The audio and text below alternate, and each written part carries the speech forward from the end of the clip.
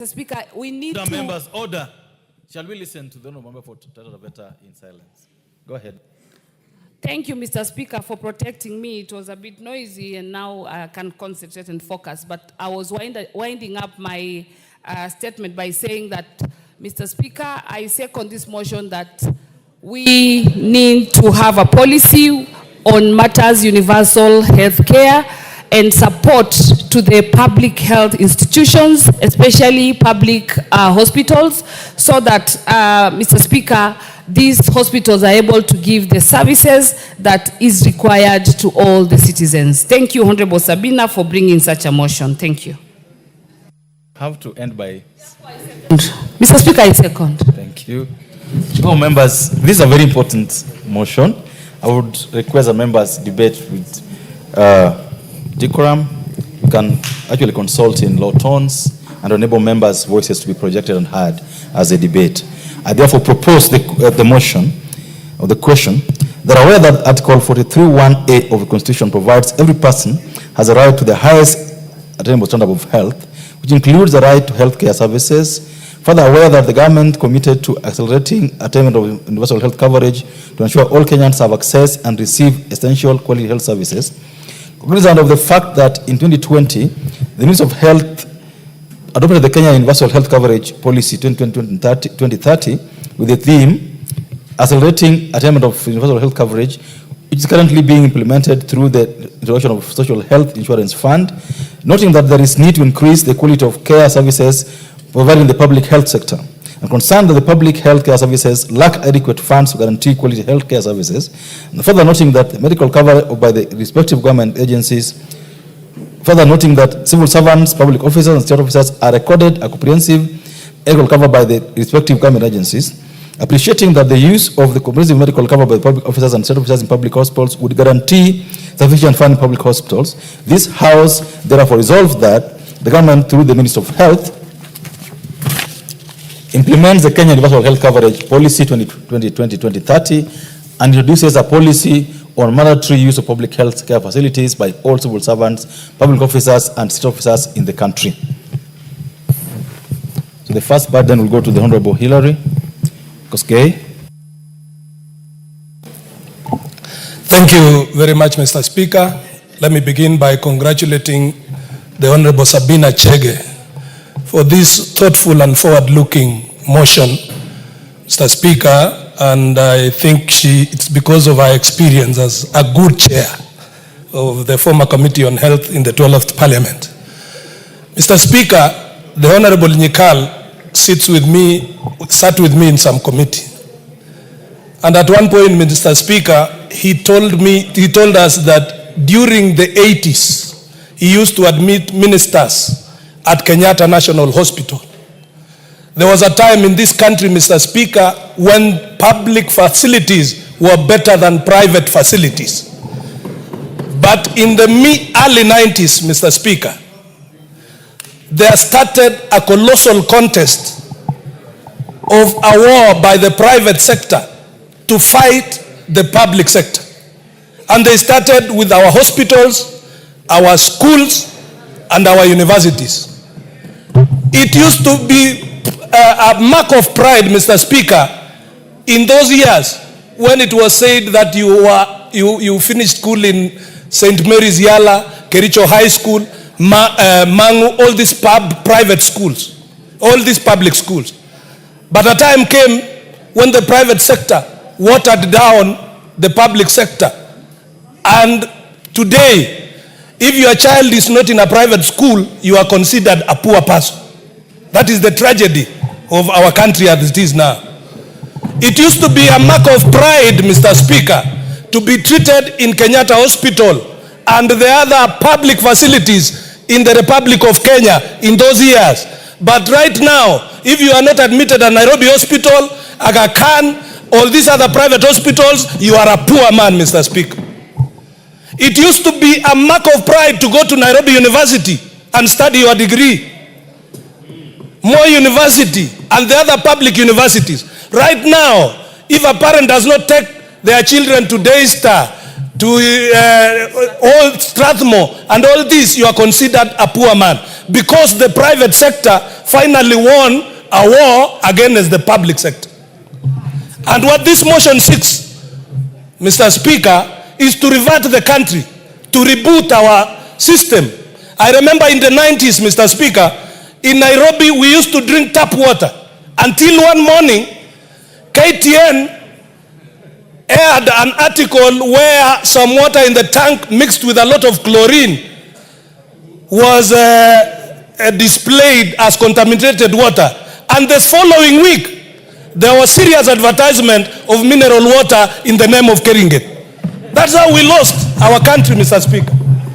And therefore, Mr. Speaker, what this motion is calling us to do is to lead as members of this House to seek medical attention in our public facilities so that the confidence of the people we lead can be built, Mr. Speaker.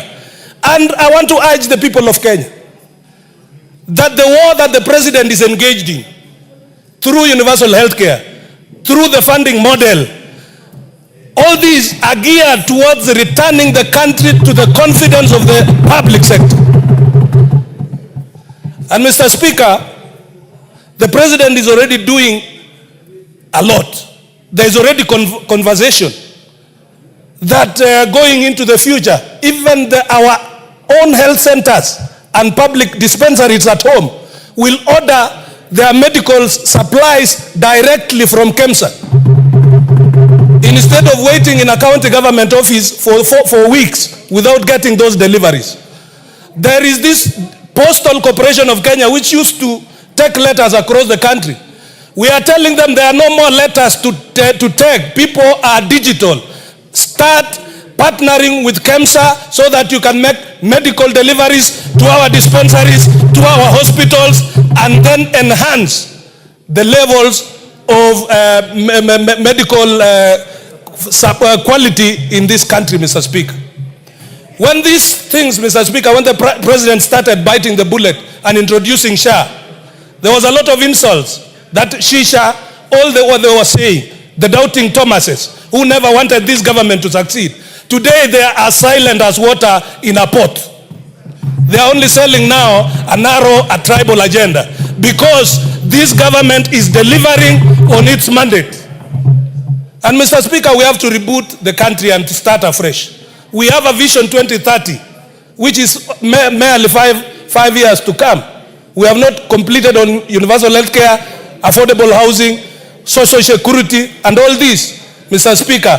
And I want to say, I'm supporting the motion so that going into the future, even, you see, in these private hospitals, Mr. Speaker, the best doctors treating in private hospitals are public doctors earning public salary. That must change, Mr. Speaker. So, Mr. Speaker, because of the interest of this motion, I don't want to spend a lot of time. I want to allow members to contribute and to support this motion by our Honorable Sabina Chege. Congratulations, Mheshimiwa Sabina Chege. Thank you. Thank you. I was hoping that at some point in time, the Honorable Sabina Chege and the Honorable Hillary will tell us that they are giving up their medical scheme in Parliament. The member for the Agoroti North. They are giving up their... Thank you, Mr. Speaker.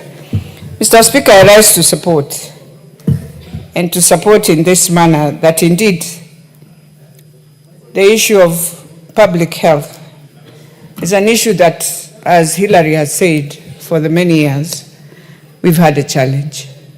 But one of the things that we must allow ourselves to agree, and I pray, Mr. Speaker, that SHA is going to heal some of these things, and it is trying, because SHA is a service that has bypassed the treasuries of counties, and so I'm hoping the monies that go into the public hospitals can do something. Mr. Speaker, we are faced with two challenges even as we support this. Now, the first challenge is one thing we need to ask ourselves.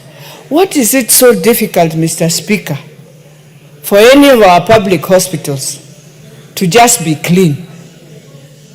That you can walk in and walk in like any other hospital. Even in Europe, public hospitals are clean. And clean does not need anything. You have people who are washing. What is this that is so difficult?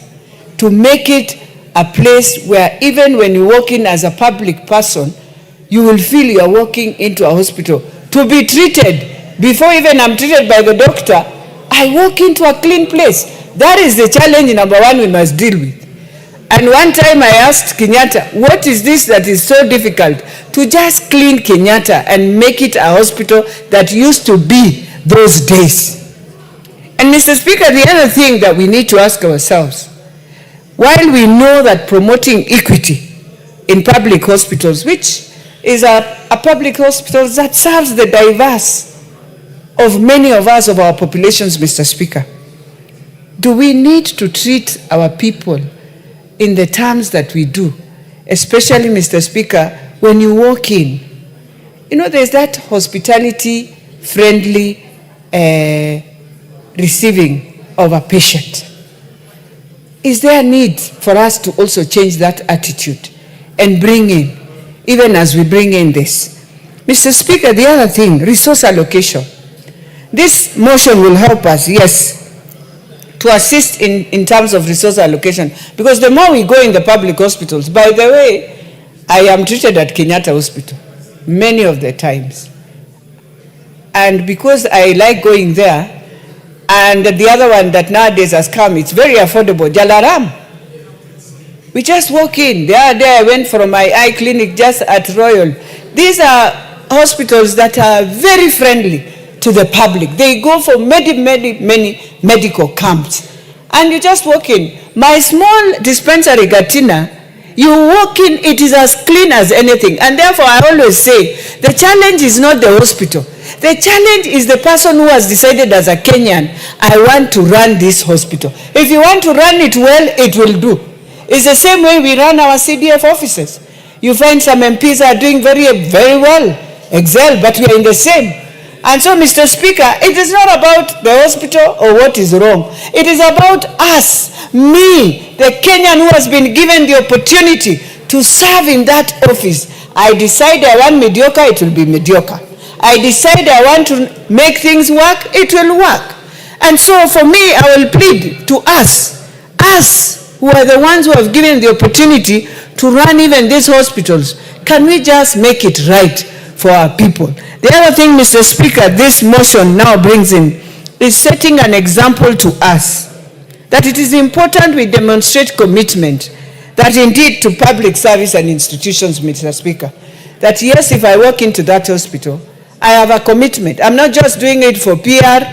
I do it because the same doctors, and this is not something about just hospitals, even our doctors. Honestly, as you take me to your private clinic, what are you saying at that time, Mr. Speaker?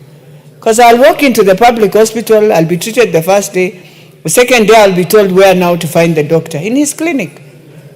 Can we have a culture of appreciating that when I walk there, you can treat me there, without now telling me now to walk into your private entity? Because that's how the private thing thrives. And number three, can we stop now making health in our country? And this House, Mr. Speaker, must come up with a bill that says, this is the moderate rate you can charge.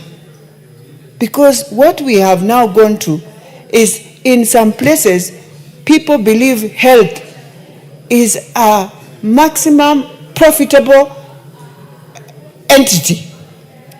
It's no longer a place where you can say affordable. That's why even when you have SHA, you'll still pay some sum of money, and you'll be wondering.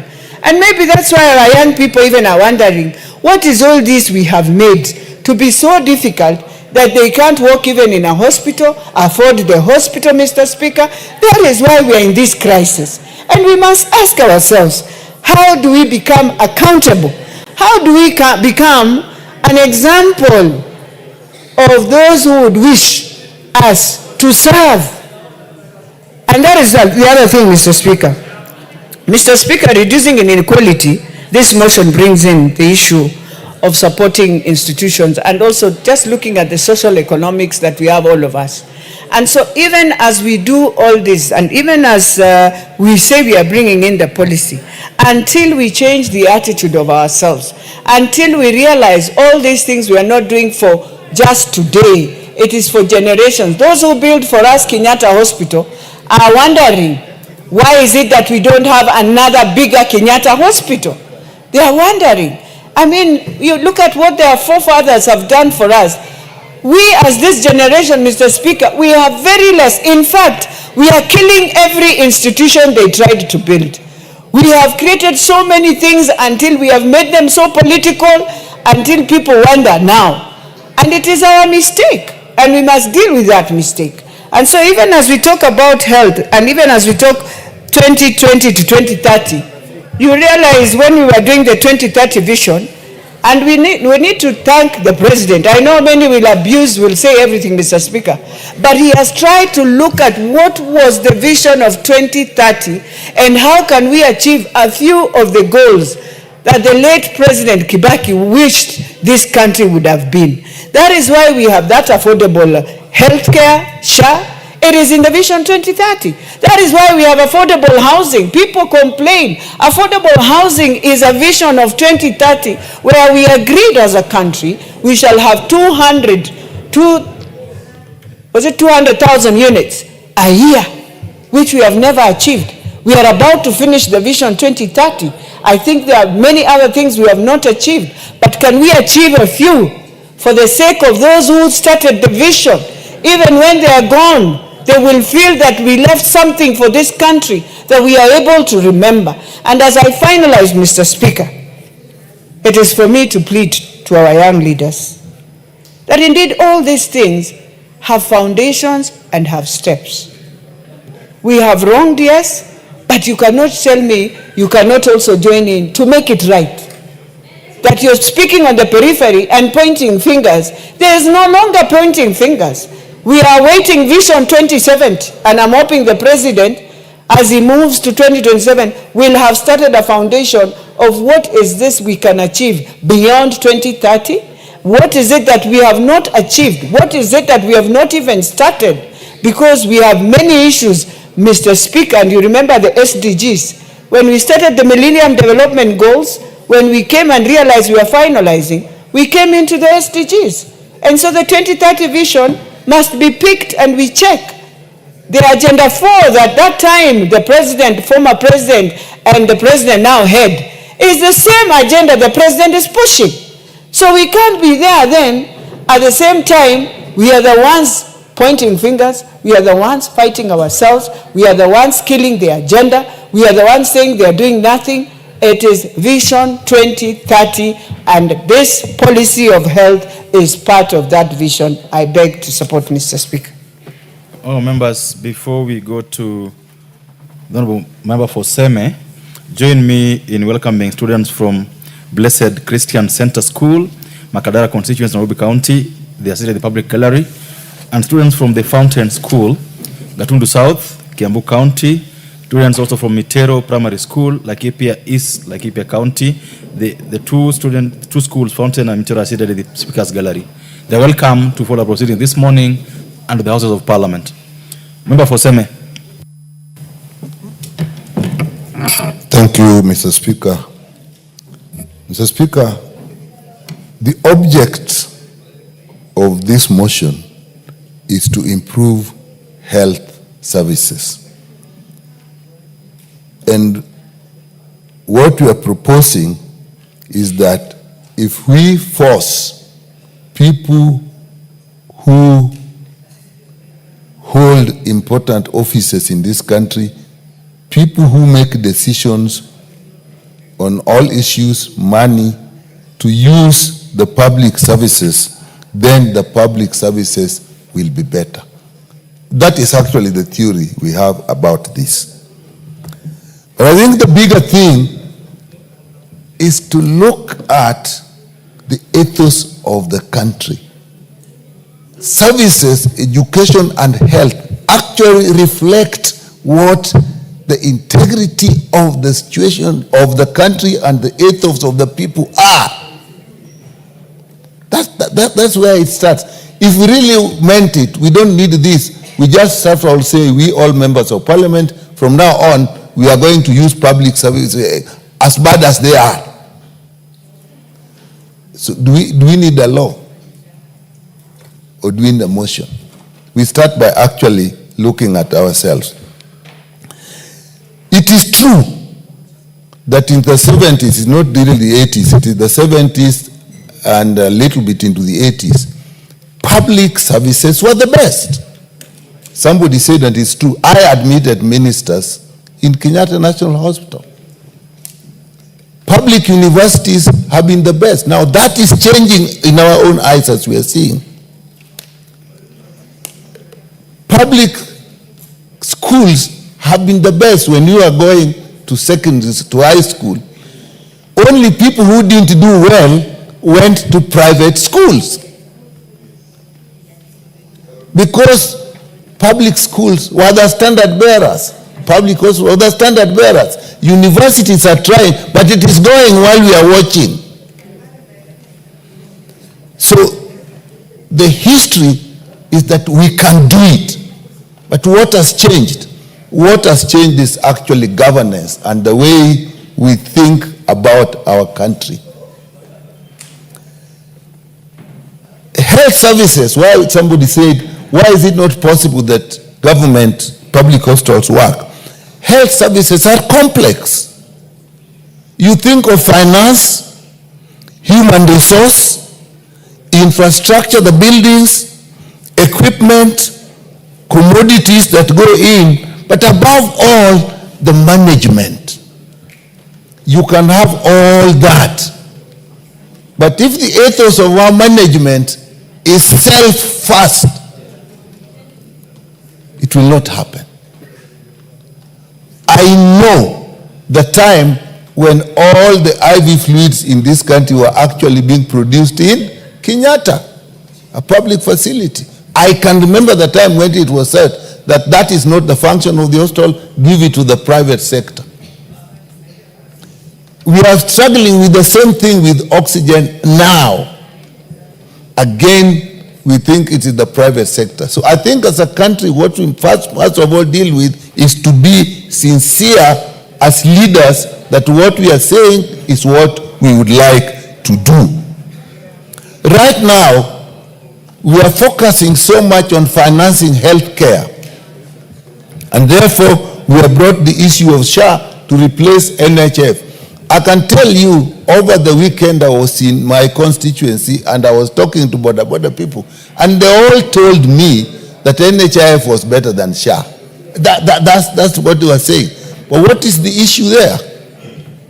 It's because SHA by design should actually be better. It has 3 funds. But we actually started in a bit of a hurry and lost out on public confidence. I'm now chairing the health committee. I'm still going slow and looking. I'm not talking much these days because I want to see what exactly is happening. If we mean that we want to improve it, it will. But if you are saying it because we want to, as public relations, it won't work. And I want to say in this country at political level, we must cut out public relations, talk less, and start working and have services to work. Why did SHA start with the problem? Because there are 3 funds, but we in a hurry, we started with 1 fund to take care of 3 funds. It is now we are actually putting in the second and the 3rd fund. But what about how we manage the human resource? Look at the transition. We are moving back and forth. Now you are all NHS staff are going to SHA. Now they are not going. Now they are going at this. We must be consistent and move in an orderly manner. Forget about public relations. If it is good, it will look good. Don't keep saying it is good. We want to do good. Just let good be done. As chair of the health committee, I'm in the process of learning. I'm not talking yet. There's a process of learning. But I think the most important thing, we can have all the resources we need, but do we mean it? What carries the day when we are running services? Is it politics or business? If business and politics carry the day, our health services will not improve. That is really where the problem is. As leaders, we must have integrity. We must cut out public relations and just do what needs to be done. So this, in principle, is good and can be popular. But let's look at the other element. Can you really force people with the constitutions you have today to actually use public facilities against their will? So Speaker just asked whether that can be done. So I think this is a good debate we should have, and I support the debate. The motion, we can pass it, but if you really were to go, then there will be even human rights issues in it. So what I think we need to do as leaders, we find ourselves, is deep inside us. This money we have put everywhere. Let's look at education. Amze asked me over the weekend, you people are telling us there is no money for university. Now all of us know they are around us everywhere to raise money for kids going to university. And we said we are going to fund university education. Amze asked me, you people are telling us there is no money and you are going with these aeroplanes. He asked me, how much does a helicopter take to hire in a day? I said about 500 million per day. And he said, my child needs just about 100 or 100,000 shillings. One helicopter in one day will pay for 10 kids' university throughout. So there are issues we need to look at. So we can do it as a country.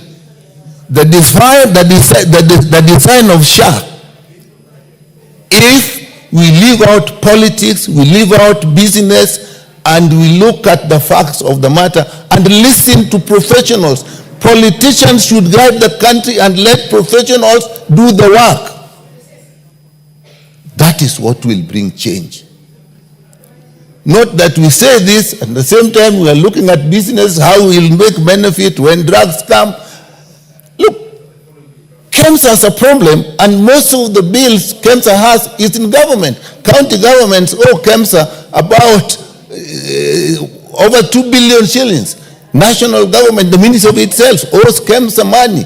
And now we have given KEMSA 1.5 billion. But if we owe it 3 billion, but we are giving it 1.5. If we just paid that. So I think this is a good bill. It is raising issues that we should look at. But the thing we need is to be sincere as leaders and look at what is good for our people. Then it will work. Health can be improved. It was working before. Public sector was working in health, in education, in everything. We can do it. Let's change the politics. The politics of pursuing power and not caring what people are getting. That is where we are failing. Mr. Speaker, I say this is possible, but let's look at the politics of the country. Thank you, Mr. Speaker. The Honorable Njikal, because you told us before that the SHA was part of your brainchild. You've told us in this house before. I was wondering, if you want to have this policy, this just one matter that you do and this works, scrap all private insurance for public officers. If you did that, then one reverts to public. Members, join welcoming children from Kamwimbi Primary School, Chuka Gamangombe constituency, Tharaka-Nithi County. They are sitting in the speaker's gallery and they are welcome to follow proceedings this afternoon. Member for Endabes. And after the member for Endabes, this is how my list looks like. There's Honorable Martin Owino, Honorable Nyamai, Honorable Zamzam, Honorable Ferdinand Wanyonyi, and then Harold Omondi, like that. So I will follow it. You remember, they just request your patience so that everyone gets their chance to have a say on this. The member for Mgwen, you don't have a card today. You have to get a card. Thank you, Honorable Speaker. Honorable Speaker, I want to support this motion. The Honorable Sabina Chege puts it that therefore the House resolves that the government through the Ministry of Health, because that's our prayer, implements the Kenya Universal Health Coverage Policy 2020 to 2030 and introduce a policy on mandatory use of public health care facilities by all civil servants, public officers, and state officers in the country. I think that is the gist of the motion.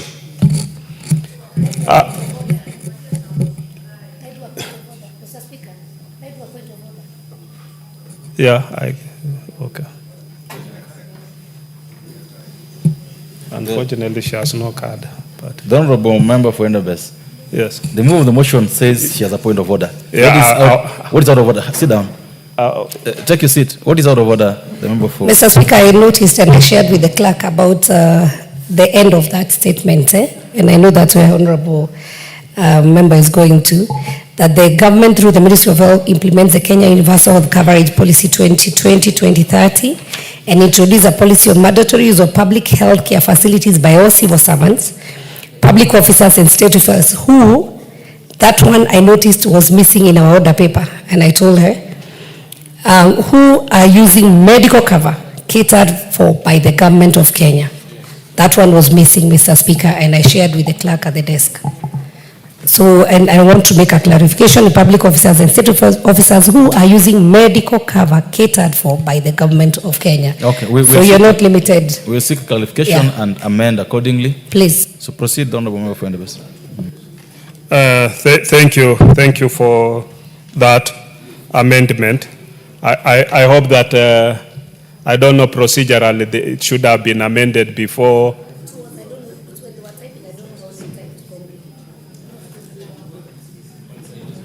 Procedurally. We shall proceed with the debate. As Then it is. We'll retrieve the motion as approved by the Speaker, then we'll amend at that time. Okay. But proceed. But I'll be able to, I'll now move my motion the way it is in the order. Go ahead. Okay, thank you, Honorable Speaker. So, Honorable Speaker. In any case, the Honorable, because you know that you can actually even amend the motion. Yes. Okay, thank you, Honorable Speaker. Honorable Speaker, this issue about universal health care coverage, which the Kenya Kwanza government introduced through 4 bills that were brought into this House, and this House passed. Honorable Speaker, with those bills being passed, we are aware that SHA has 3 funds: the Primary Health Care Fund, the Social Health Insurance Fund, and the Emergency Chronic and Critical Illness Fund. And these funds, Honorable Speaker, have been operational right from October last year. And Kenyans, we've seen the people coming out and sharing their experiences where many people are benefiting. And as we progressed, depending on the absorption of the funds, we've seen that there is enhancement of the emergency critical and chronic illness fund. There is enhancement of primary health care fund. And this, Honorable Speaker, is going a long way in improving the services within our health facilities. To me, the only challenge has been support from the county governments, because when you talk of level 2, level 3, level 4 facilities, some of them have been slow in terms of registering and providing services to the wananchi. Some of them have had challenges in terms of, even as counties, in terms of paying KEMSA. And this contributes to availability of resources within those facilities.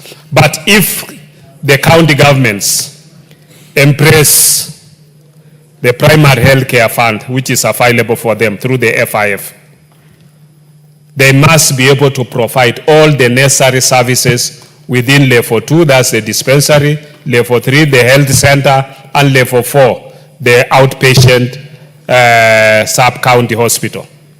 And that means Mwananchi will only be able to walk in and walk out with all those services.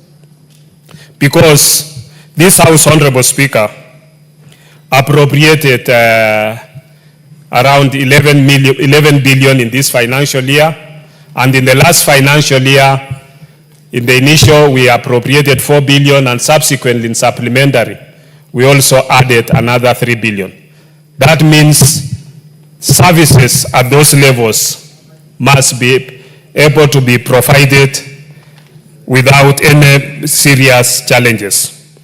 But as put by many of our colleagues, one of the biggest challenges between private facility and government and public facility is the level of cleanliness.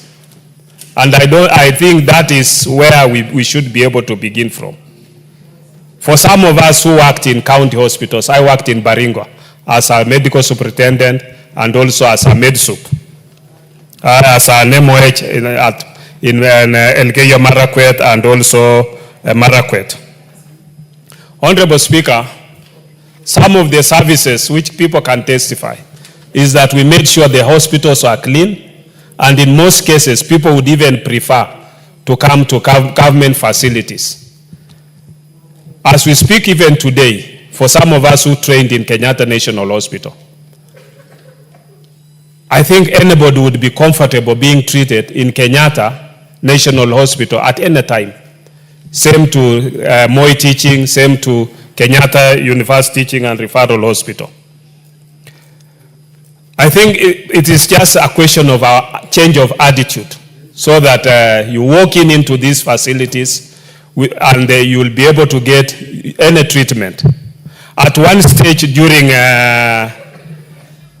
President Mwai Kibaki, The Honorable Waluke. an issue of Order. The Honorable Waluke. The Honorable Waluke, talk to your friend. Tell him do the right thing.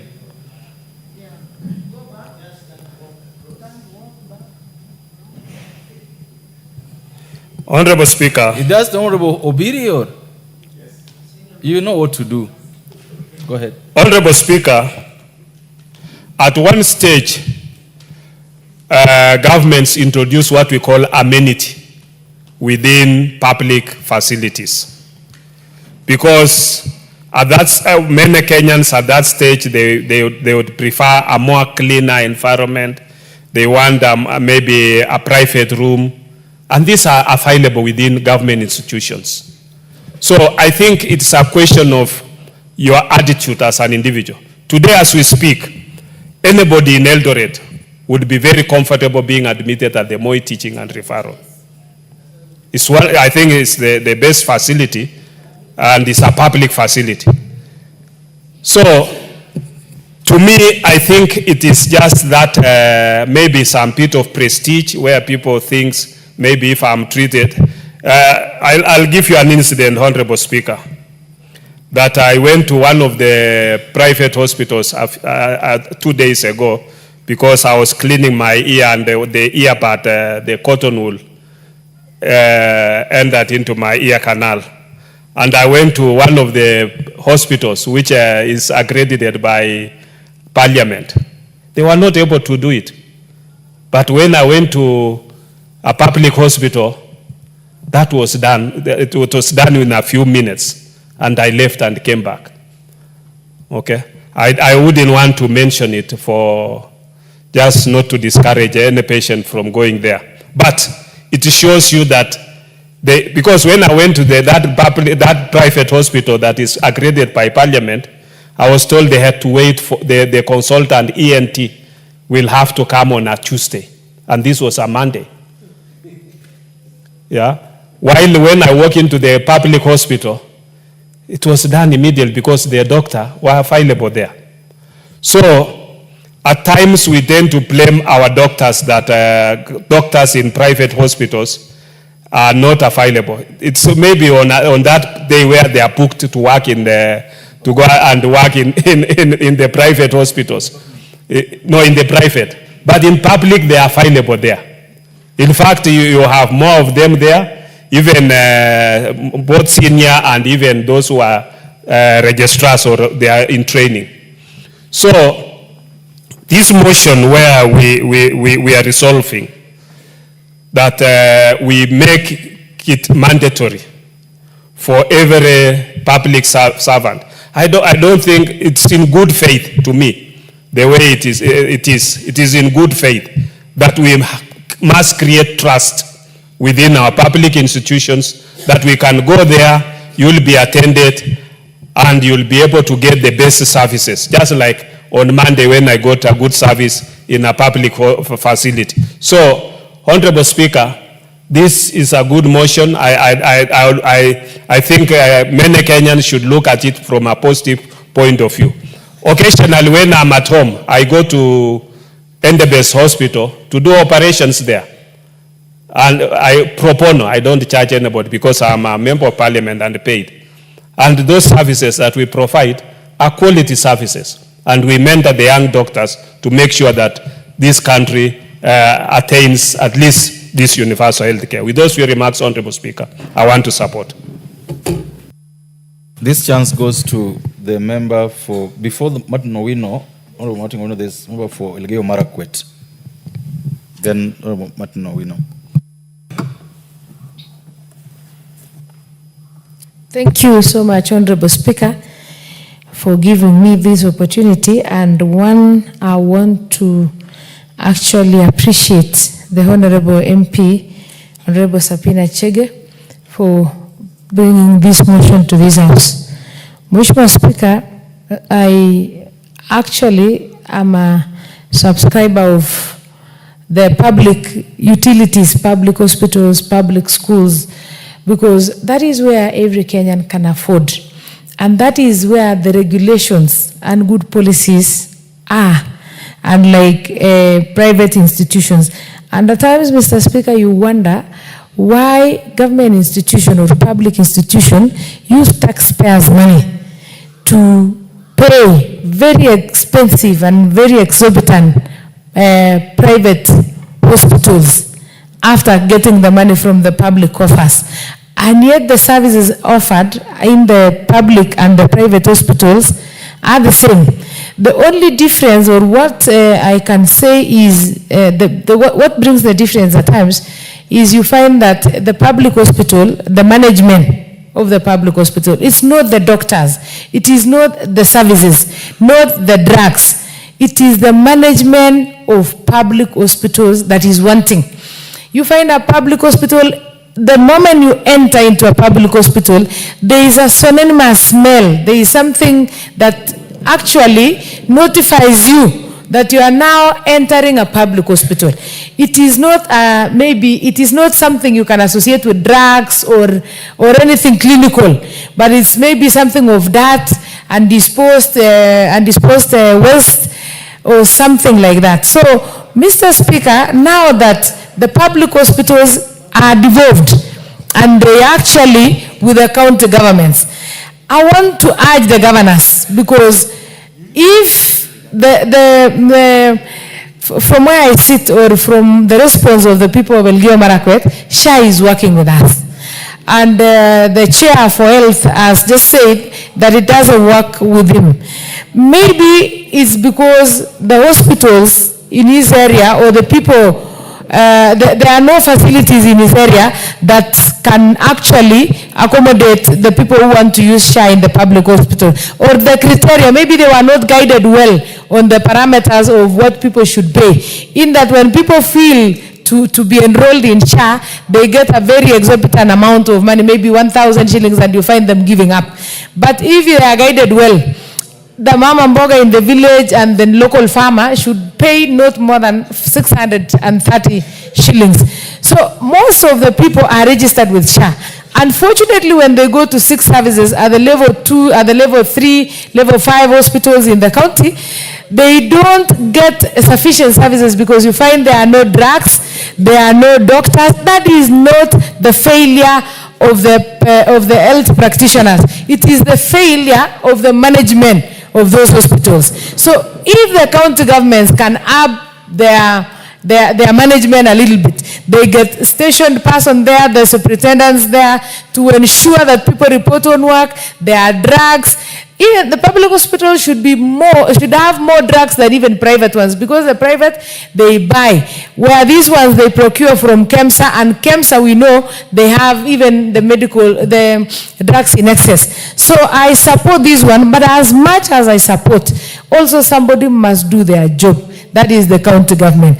They ensure that they are thoroughly cleaned, because that is the hygiene actually that is putting people off.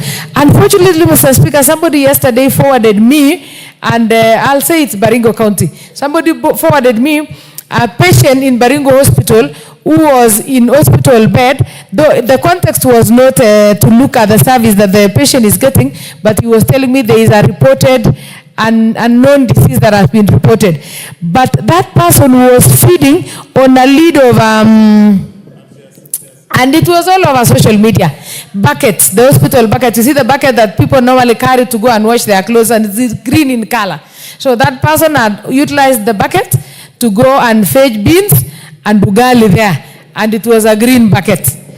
So you can imagine somebody who is a public servant, or me as Mheshimiwa, Mr. Speaker, or even a primary school teacher, or even a secondary school teacher, or a doctor, like Honorable Nyigal and Honorable Pukose, being admitted in an hospital, then you find them feeding in a plastic, not plate, lid of a bucket. I mean, buying or acquiring even the very cheap plates, the very cheap necessities, the plate, the bucket, the spoons in an hospital, in a public hospital, should not be a tall order. Some of those patients, when they are coming to hospital, they are not anticipating that they are going to be admitted. Some of them are even collected by well-wishers because of the motorbike accidents, and they are just dumped there. They cannot buy them anything to use it there. So I think the governors should just try to make sure that they make it a little bit decent, so that the public people can use it.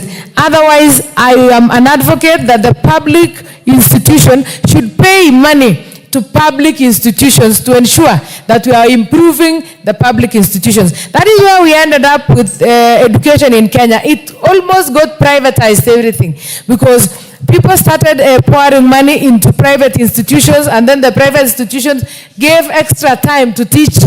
And even the teachers who used to teach in public institutions started paying more money for private teachers who are not even at times trained. They just get somebody who qualified in Form 4, got an A, they go and teach your children, and you pay them a lot of money to teach your children. Here you are a professional teacher, maybe 20 years, 30 years in the service, but you don't even believe yourself that you can teach your child, not even in school, even at home, and pass exams.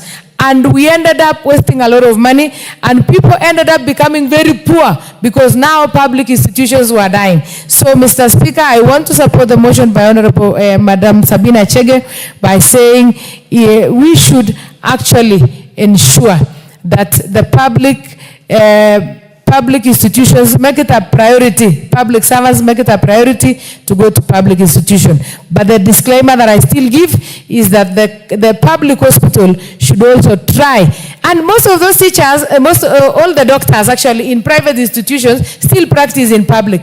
And at times I wonder, why can they go and call the management of public hospital and even show them how a private hospital looks like and how a public hospital looks like, because they are actually two worlds apart. Thank you, Mr. Speaker.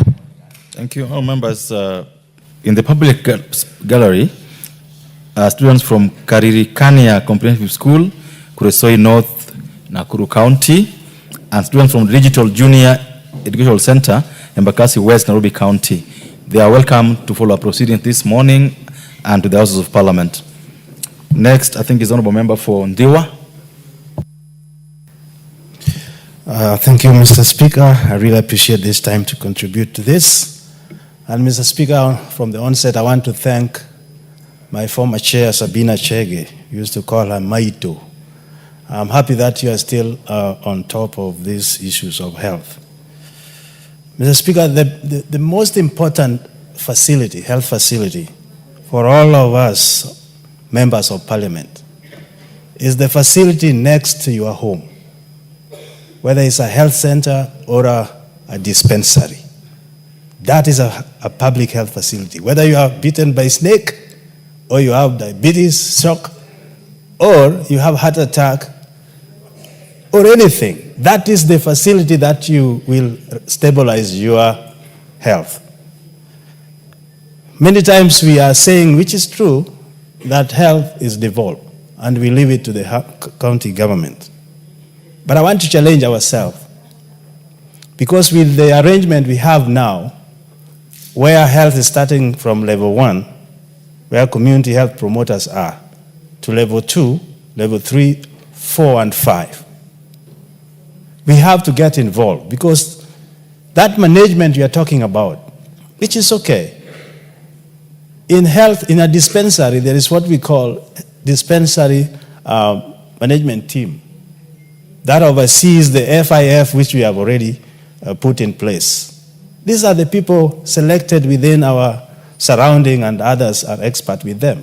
I think we should also be concerned how they are working and what is their concern, so that they can manage the funds that we are giving now, which is, to me, which is more adequate than we had before. And that is the PHC, and the chronic, and the CAMS arrangement with them to have drugs. All these are managed in those facilities. And the people who are important are those committee members, because they budget and they push for execution to the counties. Just like the schools are run, the BOM and also the teachers by the TSC. We have to be involved. If we could get involved as 349 members of this House, we can get it better. Mr. Speaker, access, quality, and affordability of health is very important, because they all address preventive and promotive health. In fact, if we are talking of funding, we should talk more of funding this preventive and promotive health. Right now, people are showing up in higher facilities with complicated cases. Let's say cancer, level 3, level 4. Diabetes, people walk, they don't know, people walk sick, but they don't know that diabetes is really ravaging the organs. When they show up, they are done. Pressure, same thing.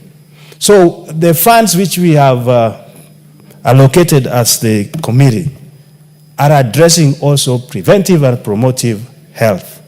What is lacking, which we want to see happening, is equipping those lower facilities with the equipment that are relevant to what we are saying. So when you get there, you can get the treatment and the services that we deserve. To me, in a way, that will mandate people to go there. You know, you have to promote, you have to market for things for people to buy. Once we do all those things and people can walk in and get the services, they will not go to these private facilities. The other thing which is very critical is the issue of human resource for health. You remember the US government withdrew so much money, which were employing our staff in these facilities. To an extent that you can find a health center with 2 nurses. When one goes on vacation, and one goes on training, the facility is almost closed. More so, the time for our services. Healthcare is not 8 to 4 issue. Healthcare is 24/7. Because I don't know, somehow, this critical illness comes at night. And we talk of level 2, level 3, they are not functioning because there is no personnel. So at least when we talk of funding from the health committee, please agree with us even to increase it to the Abuja declaration of 15%. We are still now at 6-7%. And now that was running because there was another help from the US government. Right now, we are almost on our own. As I said, if we increase the preventive and promotive services, we will have quality of care, and quality of care will reduce disease progression. What kills Kenyans now is lack of quick attention and referral to services so that the diseases progress. Honorable member, you will agree with me, it's not only in Dewa, but crude death rate is now the highest. You attend funerals every week in 10s, 20s. Why? And it's not age specific nowadays. Even young people, when all the times when you hear evolution of cry, you will think it's an old man. Nowadays, it's across the board. And mental issues have even complicated it. So what we are saying is that if we can deal with disease burden at the primary levels, at rural settings and slums, we can prevent many diseases from progressing, and also we can prevent mortalities as we watch it now. The issue of SHA, we are dealing with it now, and SHA must work. And SHA is working in many areas. In my constituency, I've just found out that the impedance right now is the demand to pay for the full year. That money people do not have. And I think we have talked with the CS to look into it. And by the way, a member of parliament, we have a very energetic, one of us who was here, who is now the CS. We're working with the committee very well. They have to reduce that payment to either monthly or bi-monthly or 4 months. Because if I'm a member of parliament, I'm paid, and my contribution is monthly. How dare we say somebody who has no continuous income to pay per year? So that one is being sorted out. The other issue which I found in SHA is that people are still being told to pay some fee for books, for data. Why do we have to go writing people on paper, and we have gone paperless? In fact, we appropriated money here for digital superhighway, which should now be cascaded, and those facilities should be empowered to have computers and go digital for people to appreciate why we have put that money. The time of paperwork and all this is gone. Let's go digital. Mr. Speaker, the other issue which I would need your help as Speaker of this Assembly, community health workers. I think Dr. Pukoz is the one who said that we need to have change of mind. Health-seeking behavior is not automatic. It will not come automatically. People have to be motivated to go to the facilities, even if they are not sick. Because there are so many walking sick. There are some symptomless diseases that you can only find when you go for a checkup. Community health workers is the key driver of UHC. Madam Sabina, you know that very well. We had this bill here and passed it last term and sent it to Senate, Mr. Speaker. That bill died in Senate. Through the wisdom of our substantial Speaker, we resurrected that bill, and it was passed here. And I want to appeal to this House. It is now 7 months in the Senate, and it's likely to die. But that bill will streamline all the operations of the community health promoters and how they should be compensated and equipped, and we will prevent so many diseases if we find them on time using these wonderful people. So I have asked my chair, and I'm asking the leadership of this House, that we always pass many things for Senate. They should look into this bill and pass it immediately. Mr. Speaker, with those few remarks, I want to support this bill and encourage this motion and encourage all of us to support it too. Thank you. Thank you. Member for Kitui South. Thank you very much, Honorable Speaker. My friend seated next to me came in when you were about to give me a chance to speak. And he told me, tell me, in quotes, dunia iko namna gani. So before you called me, he had just started engaging me. So, Honorable Speaker, let me address this important subject before now I settle down to tell him dunia iko namna gani. Honorable Speaker, first of all, I would like to congratulate the Honorable Sabina Chege, who has decided to come up with this very important motion. And Honorable Speaker, this is a very interesting house and a beautiful house to be. Because today, as we sit, Honorable Speaker, we have the Honorable Fatuma Chege. He was a chair health, and he did a lot of work. Honorable Sabina Chege. Honorable Speaker, I also sat on that seat as a chair health, and we did very good work, and we laid a lot of ground for what is happening today. And Honorable Speaker, in that committee, we had the Honorable Dr. Nikal, the current chair health, and he was an extremely important member, and he was also useful in laying ground to what is going on. And we have the Honorable Dr. Pokose, also who has been a chair, and he has also done very good a job, now seated in Budget Committee. And I think this is the beauty of longevity in the House, at least sitting in this House, not for one term. Because sitting in this House for one term, Honorable Speaker, it leaves a lot. You miss a lot. So having these members who sat for more than one term, it is very important to have them debate on this motion. Honorable Speaker, this matter of UHC is a matter that I would like to take this opportunity to congratulate the President for his boldness. This started with the 3 former governments. The time of Mzee Kibaki, he really wanted to implement UHC during the time of Ngilu. But the boldness to go to say, let's pass the law, let's go for it, did not happen. We also had the time of Anyang' Nyong'o, when the President really wanted to have universal health coverage. There was no boldness to say, let's go for it, let's pass the law. We were here, Honorable Speaker, during the time of Uhuru Kenyatta, and the desire was there. But to have someone to say, it's time to go for it, was not there.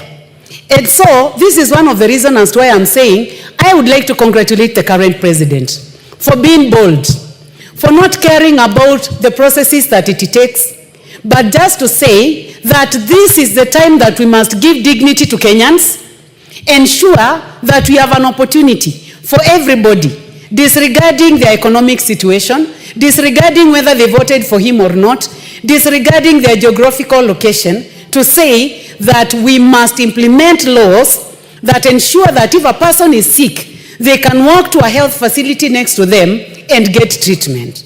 So this is something that we must congratulate this government for and do our best to make sure that SHA works. Honorable Speaker, before I talked about this, I had an engagement with the Honorable Dr. Nikal, and he has told me that it is possible.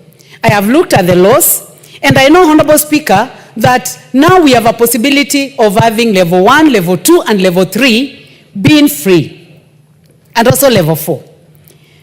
And also, we have the other levels being funded through SHIF. Honorable Speaker, what is important now is to ensure that we have the right equipment, we have the right products, even the consumable products at our local centers, such that someone does not go to a health facility and is told that the blood pressure machine is not working.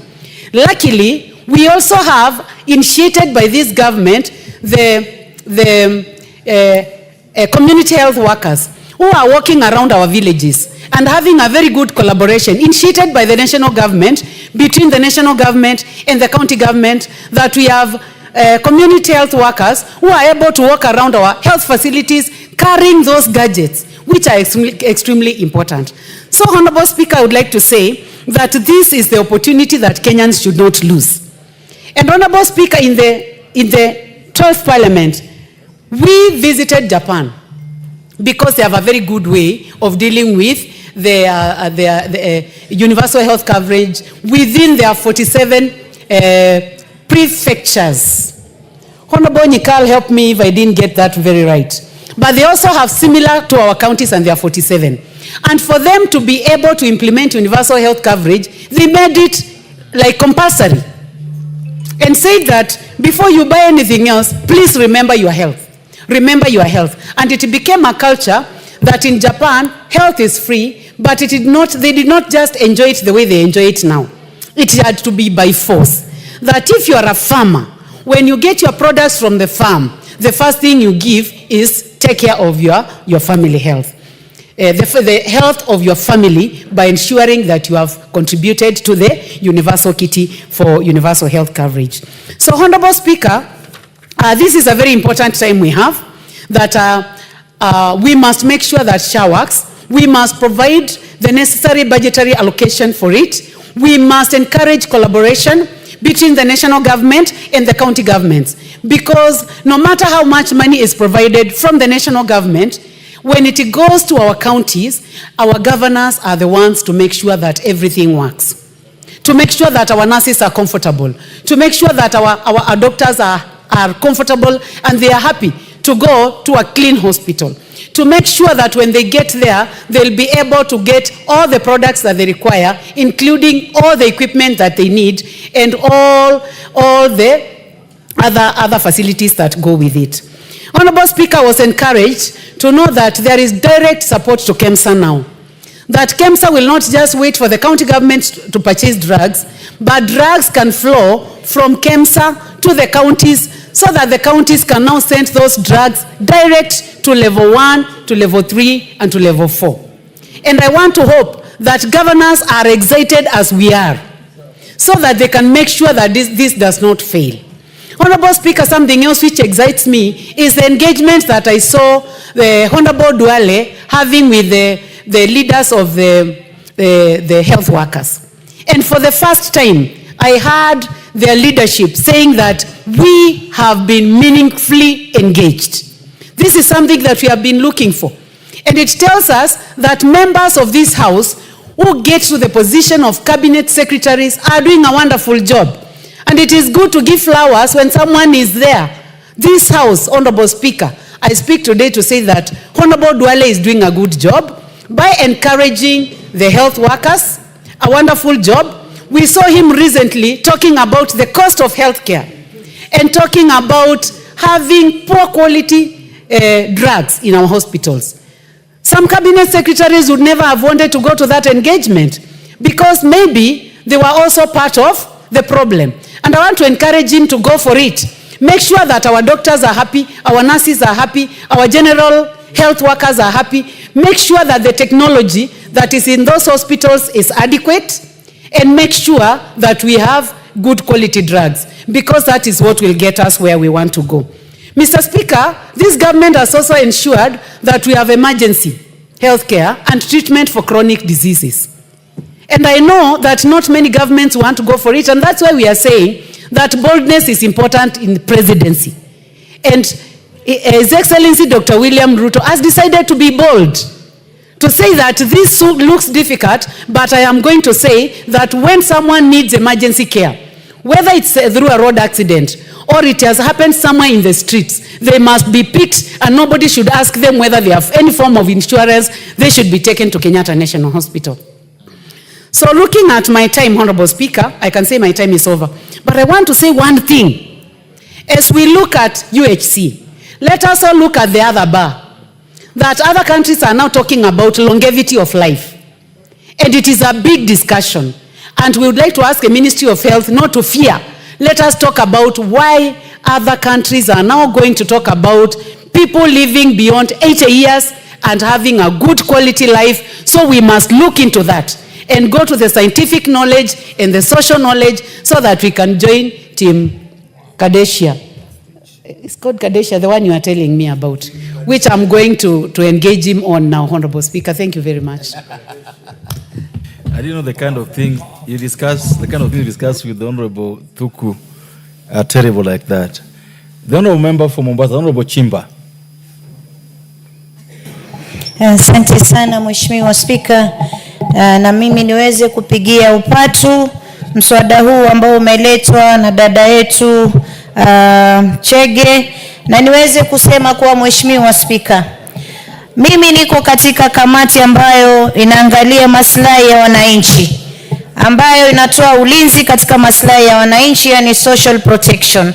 Na Mheshimiwa Spika, mimi napenda kusema ukweli, afya bora kwa Wakenya wote ndio ruwaza ambayo alikuwa nayo rais wetu wa taifa Dr. William Samoei Ruto, na ameweza kuhakikisha kuwa akisukuma masuala ya SHA ili Wakenya wote waweze kupata afya bora, Mheshimiwa Spika.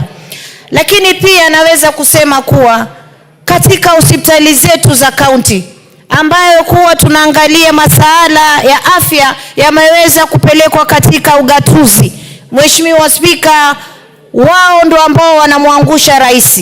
Na mimi naweza kusema tumeangalia juzi masuala ambayo yanaendelea katika hospitali ambapo kuna mgonjwa, kwanza picha imepigwa kitanda ambacho amelalia, Mheshimiwa Spika, ni sehemu chafu sana. Na kama alivyosema msemaji wa kwanza, Mheshimiwa Spika, ukiingia katika hospitali zetu za public, harufu kwanza inayokupiga, hii inaonyesha hata mgonjwa akiingia pale anaona kifo mwanzo, Mheshimiwa Spika.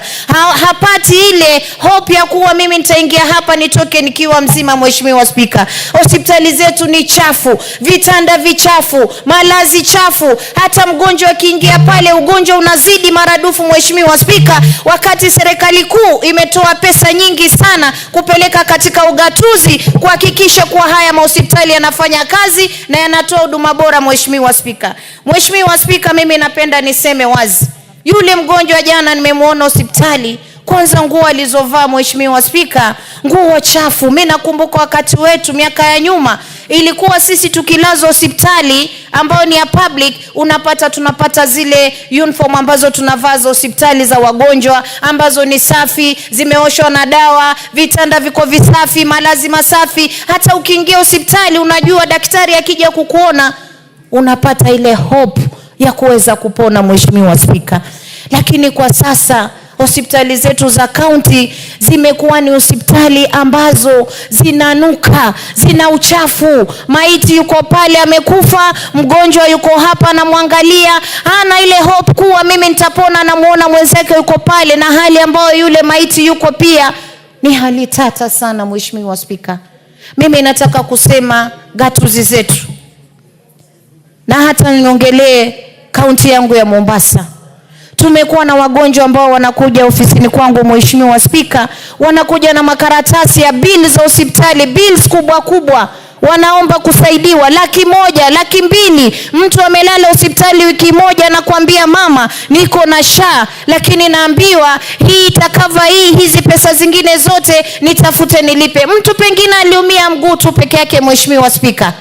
Sijui ni corruption inaendelea katika hizo hospitali, lakini mimi nataka kuambia hawa magovernors wetu hawawezi kumregesha rais nyuma. Sisi tukiangalia rais amefanya bidii.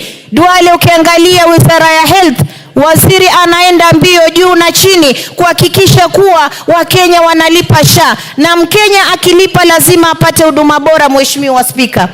Haiwezekani kuwa Mkenya amelipa na hata wafanyikazi wetu wa maofisi wameenda, mtu ana pressure iko 200 karibu itampasua kichwa, lakini akienda pale anaambiwa kava yako haiwezi kukusaidia hapa hospitali, wakati amelipa SHA yeye mwenyewe. Ofisi ya mama county pia imemlipia SHA, lakini huduma hawezi kupata, naambiwa toa 5,000, toa 6,000. Pressure, ugonjwa wa pressure, Mheshimiwa Spika, ambao mtu anaweza kuanguka pale akafa, Mheshimiwa Spika.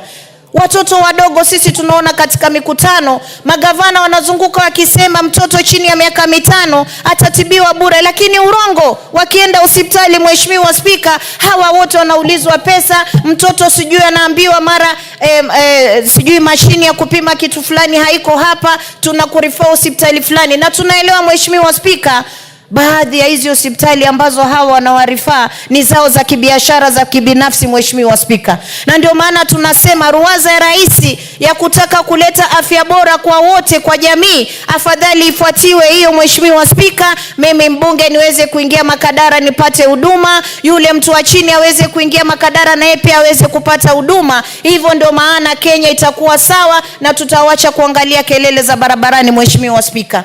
Mheshimiwa Spika, nikiweza kuzungumzia masala ya wale CHVs ama CHWs, hawa ambao wamejitolelea kufanya kazi ya afya, Mheshimiwa Spika.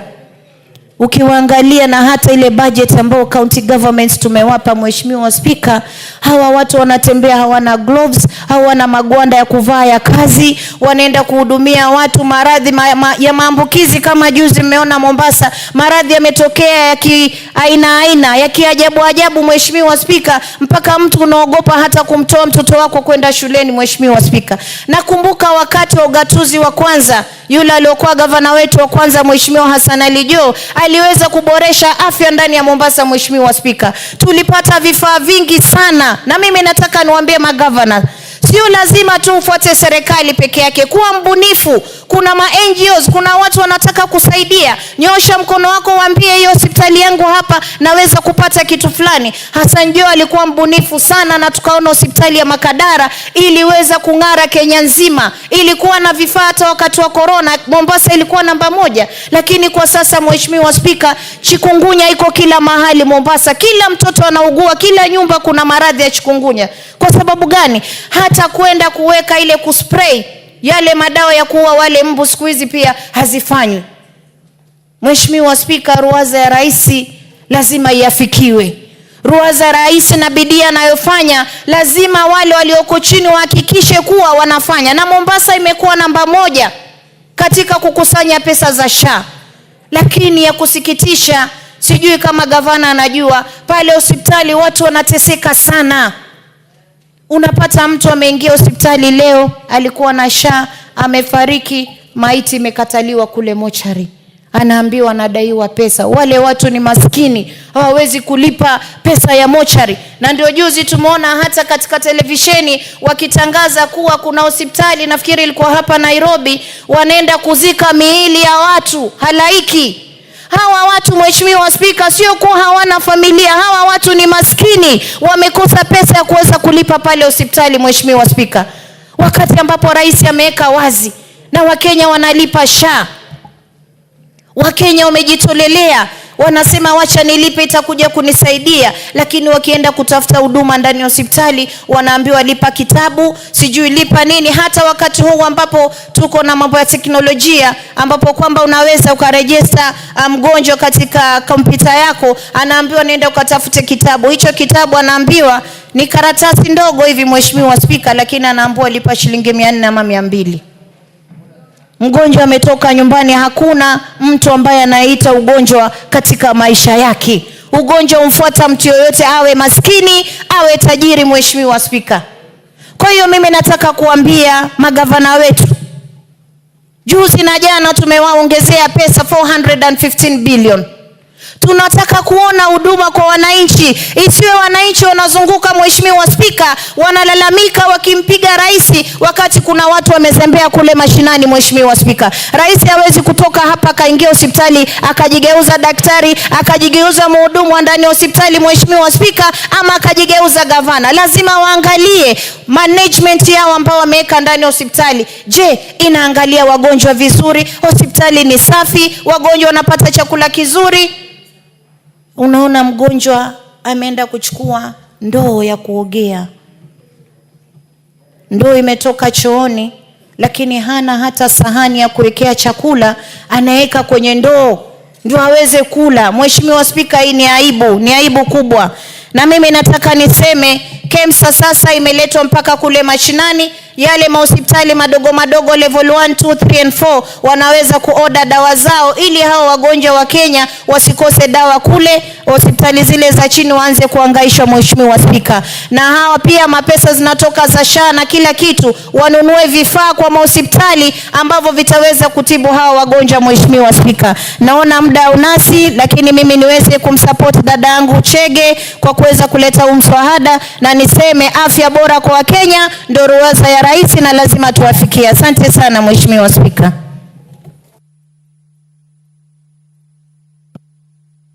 Kwanza Mheshimiwa Ferdinand Wanyonyi, alafu atakufuatilia Mheshimiwa Wasuba South. Thank you very much, Mr. Speaker, for giving me this opportunity. Been sitting here, I was the first person to walk in here. Looks like I'm the last one to talk. But I want to take this opportunity, Mr. Speaker, to thank, just to annoy those who came earlier. Because, Mr. Speaker, I think let's talk about the motion. Order. I want to take this Order. opportunity. Order. You can't be casting aspersions on the speakership every time you give me a chance to speak. Okay. You queued. All those who have spoken queued here. I see. You can't be doing that all the time. Yeah, okay. So just have your chance and Okay. let us have theirs too. But given that, I wanted to thank the Honorable Cheke for having come up with this motion. It's very, very important. I think, Madam Speaker, you'll protect me from my neighbors here. First and foremost, I think, as said earlier, public hospitals were even far, far better. And those days, I think you and I agree, we used to go to public facilities. And I think to the extent that, Madam Speaker, would have people coming from as far as Uganda. And I remember some people came as far as Uganda coming to the public hospitals here because we had very good facilities that time. And the doctors, I think there were very many doctors.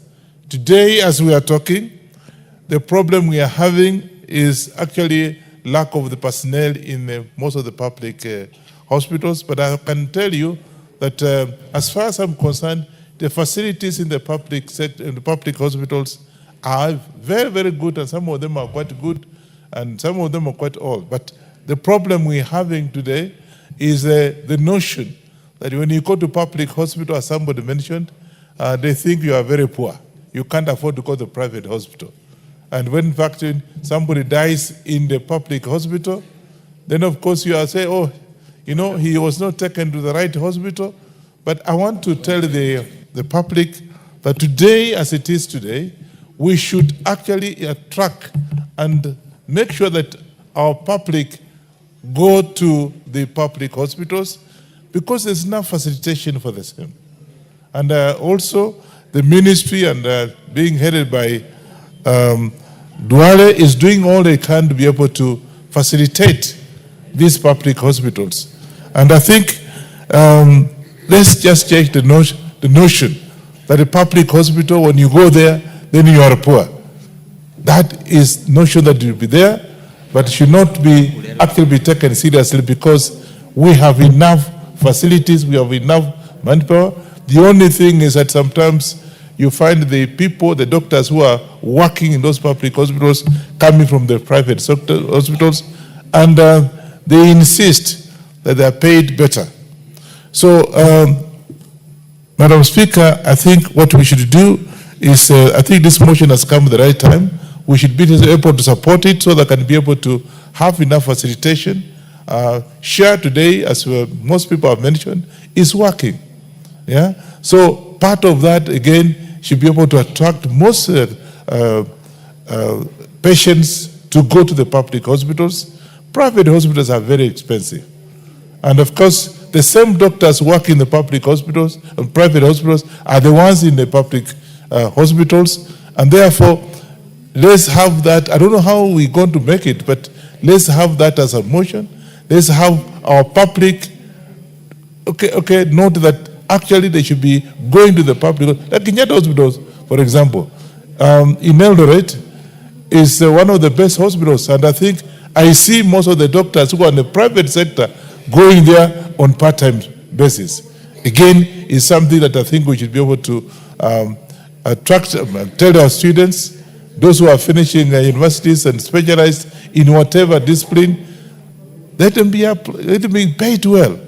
Be paid well so that can be retained in the public hospitals so that you can be able to meet this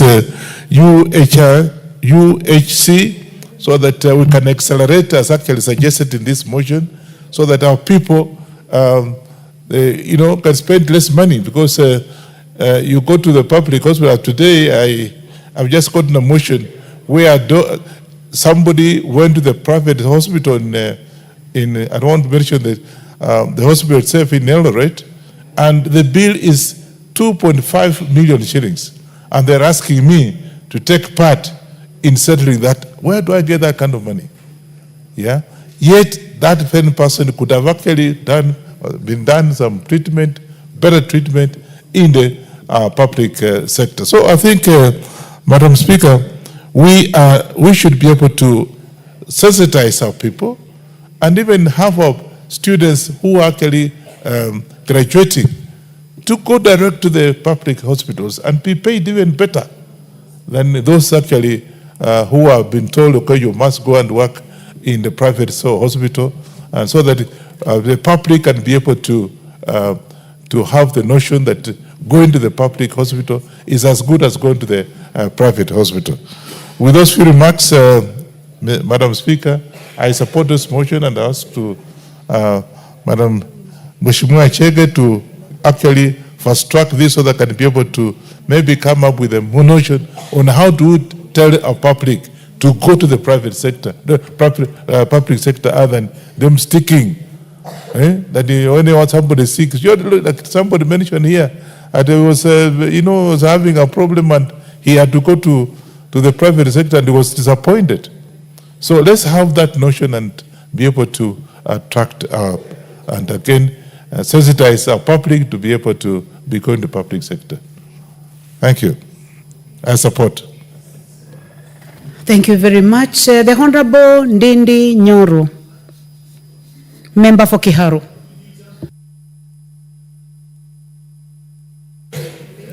Thank you very much, Honorable Speaker. Honorable Speaker, I just rise to give a few comments. One is that healthcare is very important for the development of any economy. And actually, Honorable Speaker, in many respects, when we talk about healthcare, education is always just around there, because these are social investments which are basically used to build a good working capacity for any nation. While education adds value, just in manufacturing where it adds value, Honorable Speaker, to the primary produce, what education does is to add value to the working force. But also what healthcare does is actually to service the working force or the labor force. And therefore they are very integral even when you look at it in terms of purely or Puritan economy, Honorable Speaker. But there are issues that continue to handicap, and especially delivery of quality healthcare to our country, as has been said before by my colleagues, one being access, but also number two being quality, Honorable Speaker, and access majorly meaning a cost that is involved in seeking quality healthcare in our country. And Honorable Speaker, the other thing that is critical for us to keep thinking about is that when we appropriate money, we are basically showing the signs on the kind of service we want delivered in the country. And Honorable Speaker, I see it as a paradox that healthcare is is actually basically a fully devolved function. But when you look at the appropriation of the money that we give to our counties vis-a-vis the money that remains in the national government, Honorable Speaker, that leaves a lot to be desired. And I think we need to walk the talk in terms of devolving even the funds and the resources that are needed for our county governments and our governors to be able to provide quality and accessible healthcare in our country. Honorable Speaker, we also have to think about healthcare as dynamic. We have seen in many countries, Honorable Speaker, that R&D budget for healthcare is always adequate, because the challenges that we face in regards to healthcare, Honorable Speaker, is dissipated by new inventions within the industry. And what makes that possible is the budget for research and development, which, Honorable Speaker, can go in many ways. One can be directly provided by the government, but also number two is to give incentives for even private healthcare facilities to be able to invest in R&D by giving them, Honorable Speaker, incentives even around taxes. Because whatever they do, if you get a reprieve which is cheaper and more efficient in terms of provision of health, that then becomes a public good, Honorable Speaker. And therefore it is no longer an asset of the people who invested in it. it becomes a public good for all the citizenry. Honorable Speaker, that is what we ought maybe to do in terms of policy, that even the private facilities are given an incentive to do better, to come up with better methods, to come up with better reprieve, because ultimately, Honorable Speaker, that becomes a public good. And lastly, Honorable Speaker, it is important that all of us as people who serve the public, that we must continually always show confidence in the facilities that we provide monies for, even in this house. And Honorable Speaker, it's always an oxymoron that most of the public officers have insurances that cover them outside the public facilities. And Honorable Speaker, we should be the people who should be championing for quality service in those public facilities. It is important, Honorable Speaker, that all public facilities, and especially those who are covered using government resources, that we show confidence in public health facilities by seeking services there, Honorable Speaker, when they are needed. Because it is in that line, Honorable Speaker, that we are able to see the challenges that happens in the public facilities, so that as we legislate, as we provide resources, we are doing it from the point of knowledge. And Honorable Speaker, that goes in line with many developed countries, including the United Kingdom, where even the public servants, including the Prime Minister himself or herself, in that case, Honorable Speaker, they promote national health services, famously known as NHS. Because when you provide the best quality service there, Honorable Speaker, and you are the one leading the population, then the best way to show confidence is when you need those services, Honorable Speaker, then you seek them from the point where you lead. And since you lead the public, then public facility ought to be given a dab of confidence by channeling all the health officers, Honorable Speaker, to be able to seek services in the public facilities. Otherwise, Honorable Speaker, I thank you for the opportunity and I submit. Thank you. The Honorable Karoli Omondi, member for Suba North. Suba Kusini, Suba South. Thank you very much, Madam Speaker. Let me just take it again for record. Okay. The member for Suba South. Thank you very much, Madam Speaker. I rise to contribute to this motion, not fully in support, but partially in support. I've looked at the motion carefully and I've picked 3 issues that I think require debate. One is the concern that the public healthcare services lack adequate funds to guarantee quality healthcare services. That is very true, Honorable Speaker. I think we have subjected our health sector to chronic shortage of adequate funding over the years, both in terms of facilities development, recruitment and payment of good salaries for health workers, but also investment in terms of research and other activities relating to health sector. So that is very clear. I agree with that particular concern. And I've just taken a quick look at what happens in other jurisdictions to emphasize that we are underfunding our health sector. In the United Kingdom, the funding for the health sector as a percentage of the GDP, in other words, the economic output of the UK, is actually 9.6% of their GDP. France is 12%, Germany is 13%, Canada is 13%. Singapore is 12%. And I pick Singapore because it has the second best healthcare service in the world, and also the country where people enjoy the longest life expectancy at 84.5 years. But Madam Speaker, I'm very concerned with the 2 other statements in the motion, appreciating that the use of the comprehensive medical cover by public officers and state officers in public hospitals would guarantee sufficient funding for public hospitals. I submit that this may not be so. As you've just heard, the level of spending on healthcare as a percentage of GDP in the other countries, I don't think the insurance schemes that are given to civil servants or state officers or members of public or members of parliament would be sufficient to cover the health service requirements, financial requirements of our country. I don't agree with that, and I would have been happy to see the statistics, but I don't think it is factual. As a matter of fact, I think it would just be a drop in the ocean. But I have a fundamental disquiet and reservation on the main thrust of the motion, that we introduce a policy on mandatory use of public healthcare facilities by all civil servants, public officers, and state officers in the country. Apart from technically being impossible to enforce, I appreciate where this is coming from. As a matter of public confidence, those in position of authority and leadership should actually go to public hospitals. And that is how it is in other jurisdictions. If you go to Germany, 55% of the healthcare facilities are actually public. And by public, I mean publicly funded and publicly owned. Though there's a mixture of what is public. Some are private, some are charitable, some are faith-based, some are university hospitals, and the rest. But in Germany, only 38% of the healthcare facilities are charitable. 55% are public.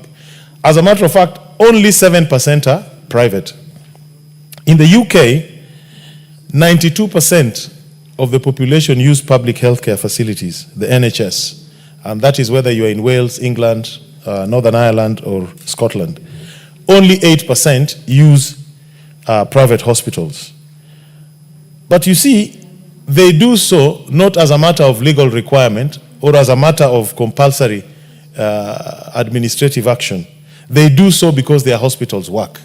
So I think the most important question we should ask ourselves is, why do hospitals work in other jurisdictions, public hospitals, and not in our country? And I think it has more to do with other questions other than this. Second, I mean, most fundamentally, if you try to compel a civil servant to go to a particular facility and they go to court, you will not win that case. Because they are matters of choices, they are matters of rights, they are matters of freedom. It would have been neater to limit the application of the medical insurance for public servants, that you insure for purposes of getting treatment in public health facilities. But if you want to go to another, seek another option. Order, Honorable Karoli. I have a point of order by the Honorable Sabina Chege. What is out of order, Honorable Sabina Chege? Thank you very much. I just wanted to inform my colleague, Honorable Karoli, that I had indicated earlier. Honorable Karoli Omondi, would you like to be informed by the mover of this motion? Yes. I had indicated earlier that there was a slight change on the motion, that we, at the last how it's reading, that let me see where to start. Through the ministry, that therefore resolved that the government through the Ministry of Health implements the Kenya Universal Health Coverage Policy 2020-2030 and introduce a policy on mandatory use of public health care facility by all civil servants, public officers and state officers who are using medical cover catered by the government of Kenya.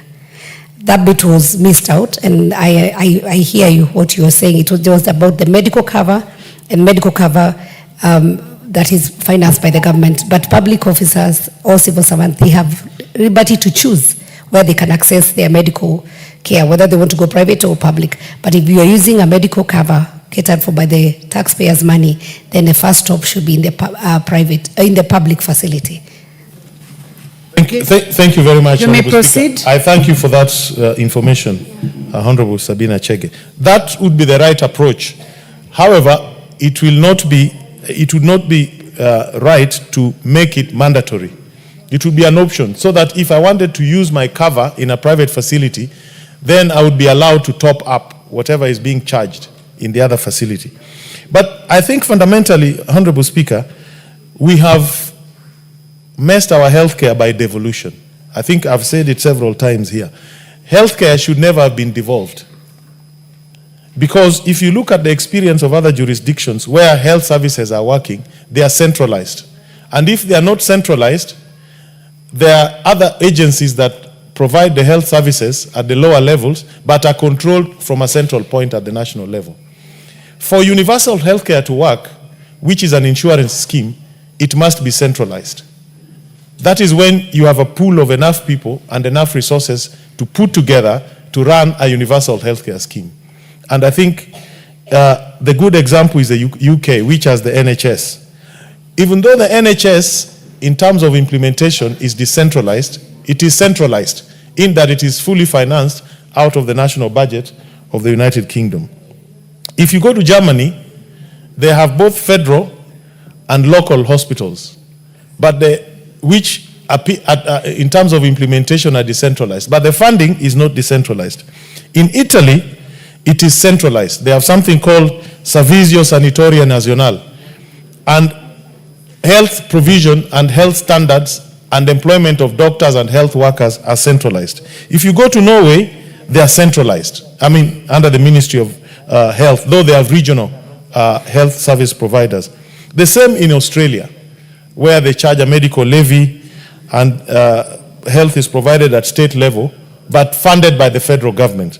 So I think we need to have a thorough discussion. How do we reorganize our health sector within the framework of devolution without compromising the ability to mobilize adequate resources by pooling, and also providing all the health workers with a common employer, just like we have with teachers, so that the standards of quality of service, quality of payments, quality of the personnel is standardized across the country.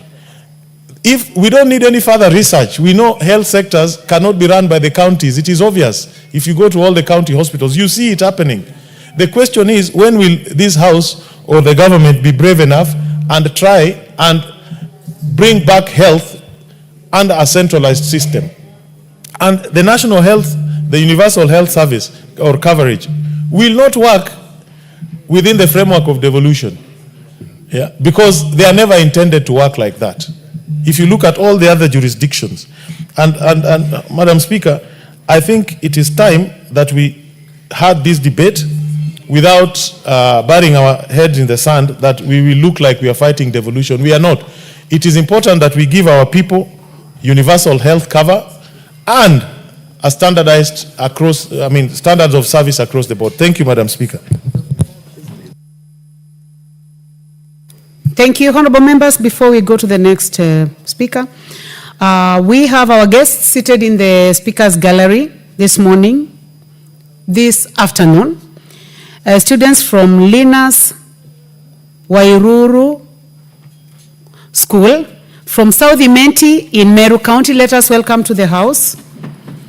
Also seated in the public gallery, we have Gesumin Girls Secondary School from Brett constituency in Kericho County, and students from Naibor Amani Primary School, Laikipia North constituency in Laikipia County.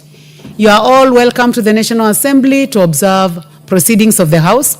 I will allow the Honorable Joses Lel Mengit, member for Ingwen, to welcome all students and also make his comments. Thank you, Honorable Speaker.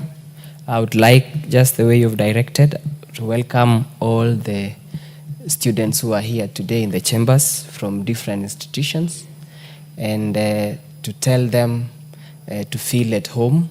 This is the place where you'll be in the future. This is a house of parliament where we make laws, where we legislate, where we represent people and do oversight.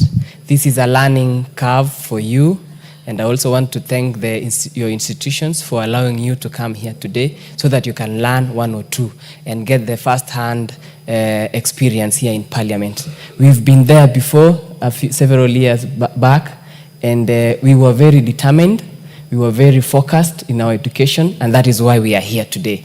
So congratulations for coming here. When you go back home, give a good message of Parliament the way you've experienced here today. Thank you, Honorable Speaker. Back to my statement or supporting, Honorable Speaker, I would like to support this motion by Honorable Sabina Chege on universal health coverage to make it mandatory for the public state officers and the civil servants to use public facilities. Honorable Speaker, the biggest challenge that we have currently in our constituencies a number of fundraisers that we are called to support are on either education or on health issues, related issues. Which means this is a critical subject that we are discussing here today, Honorable Speaker.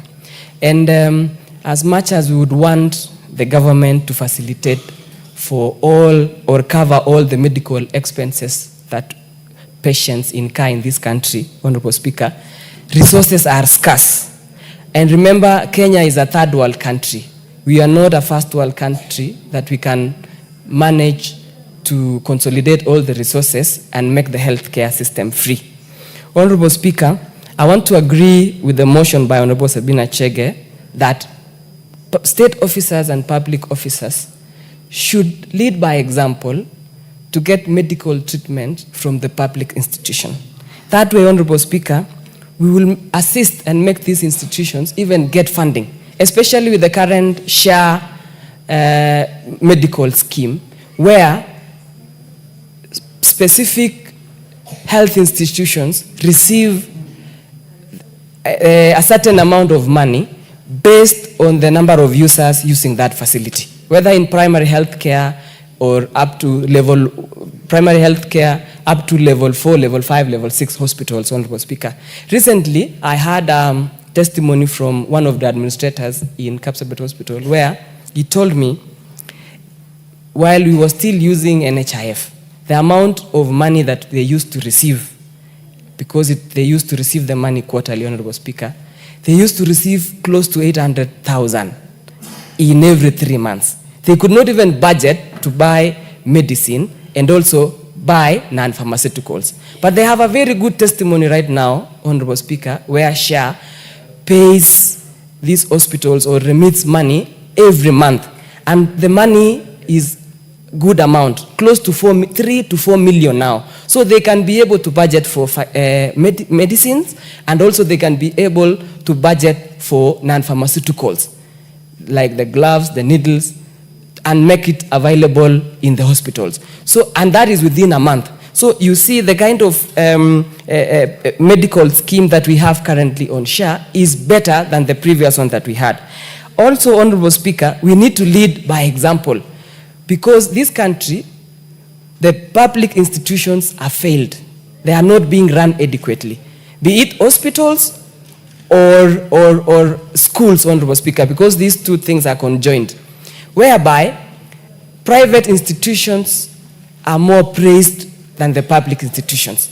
For example, in schools, Honorable Speaker, the teachers who teach in private schools are the same teachers who undergo the same training with the teachers who teach in public institutions. But where did we miss the mark, Honorable Speaker? I would like to encourage all of us, because as members of Honorable House, that it is possible to make the public institution uplift their standards and get enough or medical treatment that is equivalent to private institutions. So, Honorable Speaker, also pulling those resources together by members of parliament and leading by example will will enable us uplift these institutions to the standards that we want. Also remembering, Honorable Speaker, the civil servants in this country are close to 950,000. These civil servants take a portion of the revenues that we collect in this country by the exchequer, which is close to 1 trillion shillings.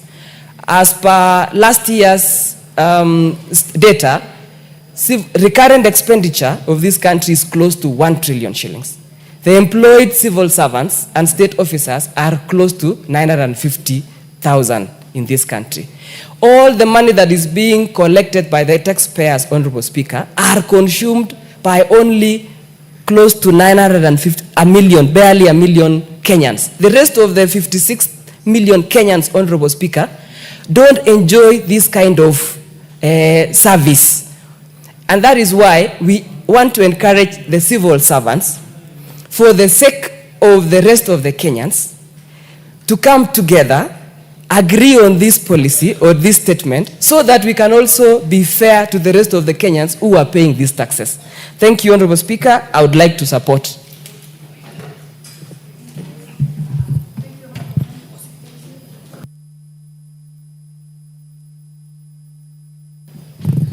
Thank you very much. Honorable members, you notice that most of us are speaking for 8 to 10 minutes. And if you wish, you could make a decision to do 3 to 4 minutes, then it means more of you can speak. I would like to go to the Honorable Member for Samburu, the Honorable Police Lengoris. Thank you, Madam Speaker, for giving me this chance to contribute to the motion. And from the onset, I want to support the motion by Honorable Sabina. This is a very important motion, Madam Speaker, because for many years, Madam Speaker, we have been talking about the universal health care in this country. And the objective of the universal health care, Madam Speaker, was to ensure that there is access to the health care services, there's affordability, and there was also quality to the healthcare services to the wananchi. Madam Speaker, and if you talk currently about what the service provision at our public facilities, Madam Speaker, I would not be ashamed to stand here and say that it's worrying, Madam Speaker. The situation is really worrying, and the quality of healthcare service provided to the wananchi is actually very poor, Madam Speaker. Even after the devolution and considering even the kind of support the county governments have received from the national government. Madam Speaker, the patients who access services currently at the public health facilities, especially in the place I come from, are really complaining so much. If you look at the health personnel, in the public health facilities, we have the highly trained and qualified health personnel, but most of them, Madam Speaker, are providing services at the private facilities where they will be paid, and at the same time, they are still paid by the government. If you look at the patients who go and queue at the public facilities, most of them will stay to very late waiting for the services at the outpatients, and mostly when they are provided, they are seen by the consultants, they will only be written a small paper and they are referred to go to the private facilities where they could get other more investigations like X-rays, like blood investigations, and even for pharmacies for the drugs that the patient would require. That means, Madam Speaker, that there is a big gap in our public facilities, and the introduction of SHA by our president and the passing of the laws that support implementation of SHA by this House is really coming to be a great support to our health facilities. And I want to call upon the government, the county governments, the governors who are in charge of the county government to give a lot of attention to the healthcare provision at the county levels. Because the introduction of SHA, Madam Speaker, is going to be a relief even to the county government. Because the implementation of SHA is going to ensure that services from level 1 to 4 is going to be free. And the money that is going to be remitted to the health facilities is going to help in the improvement of our facilities, even in procurement of the products or commodities that the health facilities will require. So I want to encourage and ask the governors and the people in charge of the health facilities at the public institutions to be serious, because the provision is poor, the treatment of patients is not acceptable, even the food, the hygiene is really worrying. And I want to ask that this is going only to be possible if the county governments are going to be serious on what they are doing in terms of provision of healthcare facilities. The ones taking care of our facilities at the healthcare at the county levels are qualified staffs. So the only thing they require to have is the commitment to the service to the wananchi. Because what we are seeing now, Madam Speaker, is really worrying, and that is what is encouraging even people to run away from the public facilities. But since now they are getting a lot of money from the national government, they are going to get a lot of support from SHA. The only thing we require is commitment and supervision, and also ensuring that staffs who are employed by the government should first give priority of their services to the public facilities. And this will ensure that services will improve, and our wananchi will get what they are supposed to get from our facilities. Thank you, Madam Speaker, and I want to donate time for other members who have not spoken. Thank you so much. Thank you very much. If you can go that way, more of you will speak. The Honorable Jackson Lekumo Ntare, member for Samburu East. Thank you, Madam Speaker. Madam Speaker, I also want to add my voice in this motion. And Madam Speaker, health is very important to all Kenyans. And we really need to take bold steps, Madam Speaker, so that the Kenyans will get health services. Universal health coverage, Madam Speaker, it is required every individual in Kenya to be able to access the health services. And Madam Speaker, there is this issue of CHA. CHA is working, and Madam Speaker, it is not solving all the problems of Kenyans. Even if, Madam Speaker, it is there, but you can imagine, Madam Speaker, Kenyans are going to the hospitals which they are not getting services. Madam Speaker, the health in the country is wanting, and there are no services in these public hospitals. And Madam Speaker, I even interacted with a patient in my constituency who went to hospital, and they were told to go and even get that injection for somebody to be operated. And I wonder, Madam Speaker, even if we make mandatory to civil servants to go to get services there, but there are no those services, Madam Speaker. And I think the civil servants, people are even contributing for their services, and we cannot force people to go where there are no services. And I think, Madam Speaker, the county government must work so that the services be available in the hospitals. Madam Speaker, even the contribution of SHA, it differs from one person to another, even the people who are really not able to pay. And I heard, Madam Speaker, when this SHA started, I think there was a group that the government said they will pay for those who are not able to pay. This is the time now, Madam Speaker, the government will bring that modality of helping other Kenyans.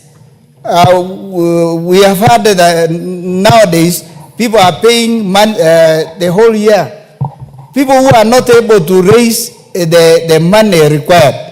And I think, Madam Speaker, if there is that group, that category, that the government of Kenya intending to pay for those who are not able to raise, then this is the time now they have to come in and help.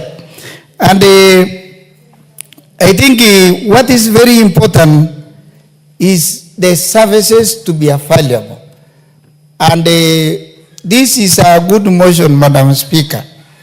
But I think let us not go that direction of making it mandatory for our civil servants to go and maybe to pay the insurances in those hospitals. Because unless the services are there, and I think the primary purpose of any insurance is for the person having that insurance, not the hospital.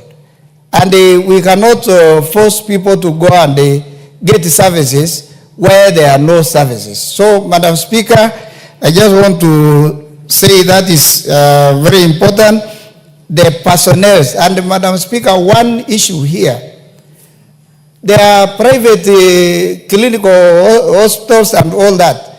But I don't know, Madam Speaker, I don't know whether this conflict of interest working when it comes to medics, because you find that somebody who is employed by the government is again working in another place and maybe owning those clinical hospitals and all that. So I think, Madam Speaker, that is another problem, and I want just to say I support, and that's my contribution, so that I can save time for other members. Thank you, Madam Speaker.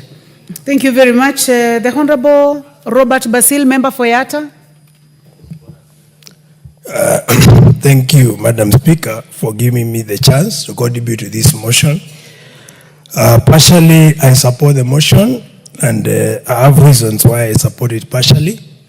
If you look at Sustainable Development Goals, number 3, we talk of good health and well-being, and Article 43 of the Constitution talks of rights to quality health care.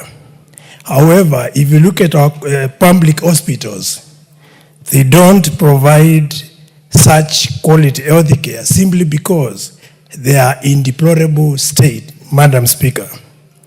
Therefore, Madam Speaker, we must improve rural hospitals and public hospitals for that matter, Madam Speaker, because the reason we have increased mortality rate, Madam Speaker, is because our public hospitals are completely unable to provide quality health care, Madam Speaker. Madam Speaker, if you ask members of parliament, most of us go to private hospitals. Why do we go to private hospitals? It's because private hospitals have all essential ingredients, the infrastructure required to support quality health care, which is lacking in public hospitals, Madam Speaker. Therefore, in a nutshell, we must allocate adequate resources. I have a point of order. Order, Honorable Basil, I'll come back to you. What is out of order, Honorable Sabina Chege? Madam Speaker, I just wanted to ask whether it's in order for the Honorable Member to mislead the House that the private facilities have everything that we need. I'll urge the Honorable Member, after this session, take a drive, go to Kenyatta University Teaching and Referral Facility. Are you informing him? I am informing him. So I would like to ask him whether you would like to be informed. Do you like to be informed? Yes, she can inform me. I'm listening. You can make it quick, Honorable Very Sabina. quick, because that is the notion that is out there, that our public facilities don't have what it takes. I would urge you, and even any other member, even when you're doing your medical checkup annually, visit the Kenyatta University Teaching and Referral. We do not have such a facility in Kenya or East Africa. So we have the best, and we can even make the others the best. We can't say we will not go to public hospitals because they are in deplorable positions. We have the chance now to improve our public facilities. I thank you for agreeing to be informed. Madam Speaker, I appreciate the information coming from Honorable Sabina Chege, but I want to tell her that Kenyatta National Referral Hospital, in theory, is a public hospital, but in practice, is very expensive, Madam Speaker. I've had bodies in that hospital who have been detained for more than 3 months because the bereaved family are unable to raise the exorbitant fees that are charged there. We have had a chance, or I've had patients on my constituency who have been unable to be cleared from that hospital because of huge medical bills. So the fees charged by Kenyatta National Referral Hospitals are equivalent to what is being charged in private hospitals. That's why I'm saying the public hospital we are talking about, these are the rural dispensaries, these are the hospitals like Kenyatta National Hospitals, where a majority of the poor are going to and which are affordable. But unfortunately, they lack the basic infrastructure to support quality health care, Madam Speaker. Therefore, what I was saying, one, it was a mistake to devolve health, Madam Speaker. We should consider taking health back to national hospitals. Madam Speaker, it's also important to understand that the remuneration given to staff in public hospitals is waning. And that is why the staff who are supposed to serve our people in public hospitals are demoralized, Madam Speaker. We have seen them demonstrating, coming to Parliament, seeking for better pay, Madam Speaker. So it's important to underscore that. Otherwise, the motion becomes more of a theory or more of an hypothesis as opposed to being a practical motion that can apply in our country, Madam Speaker. So allow me to submit so that I can now allow other members to contribute. Thank you very much, Member for Yatta. The Honorable Kasim Tandaza, Member for Matuga. Asante sana Mheshimiwa Spika kwa kupata fursa hii. Kwanza nianze kukubali kwamba hii ndio itakuwa dawa ya kusuluhisha matatizo ya hospitali ya umma. Kwa sababu kuna msemo ambao unasema kiatu usichokivaa huwezi kujua kinakufinya wapi. Kitanda usichokilalia huwezi kujua kama kina kunguni ama hakina. Sisi tulioko hapa kama wabunge tunazungumzia kwamba tungetaka wananchi wale wa kawaida wapate huduma bora katika hospitali.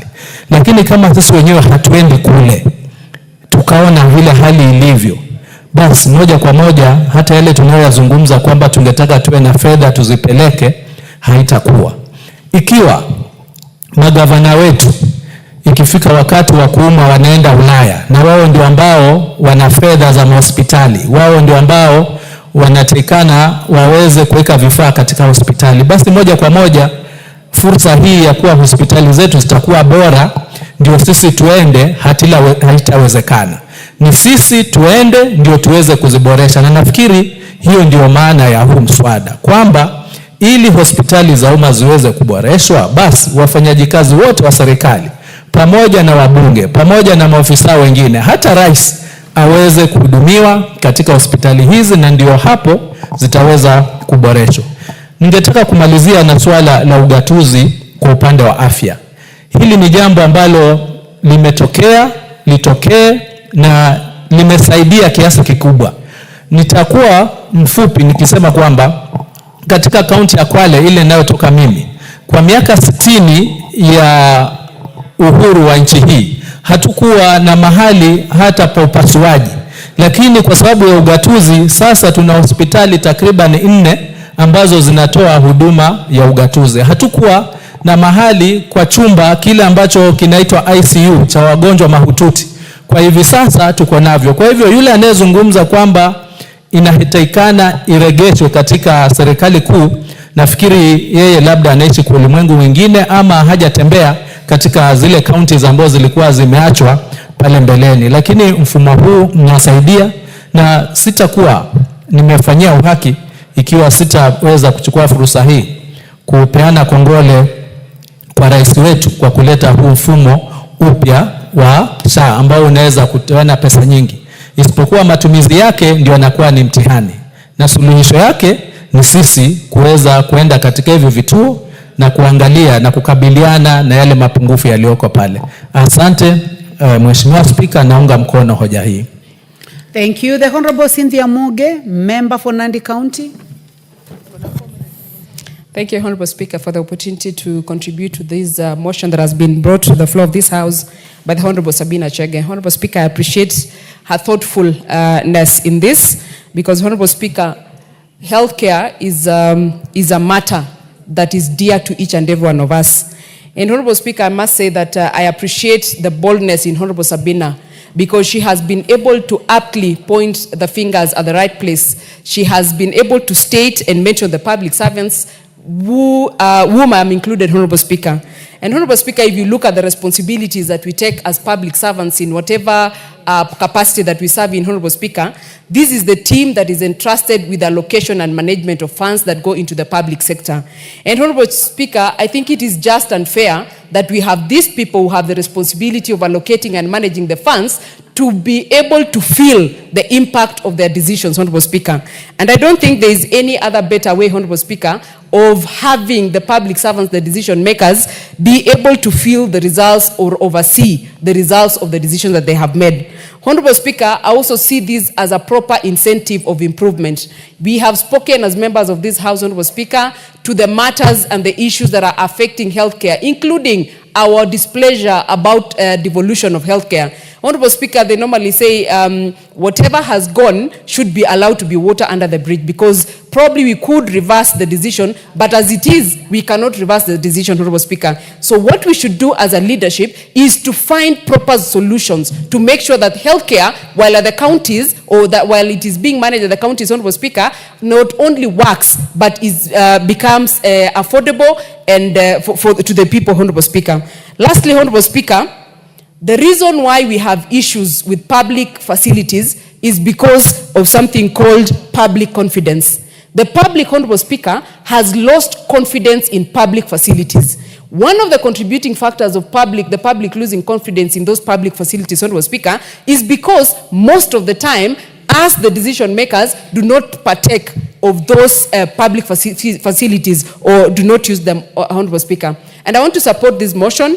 Of course, Honorable Speaker, there is a lot that needs to be done so that we can be able to get proper and quality healthcare services in the public facilities. And Honorable Speaker, I join in the members, in the comments of the members that have been made, Honorable Speaker, that this country has to make sure that the health facilities that are public work. That way, Honorable Speaker, we can then be able to make healthcare affordable. And I want to appreciate the coming in of SHA, so that in this SHA, Honorable Speaker, we can finally have the facility improvement fund working, and we can finally have the facilities down there that are called rural, Honorable Speaker, be able to have their money, be able to manage their issues, and be able to serve the people better. So, Honorable Speaker, I support this particular motion, and it must be noted, Honorable Speaker, that this is not does not have an objective of exposing anyone to suffering, but it is a proper wake-up call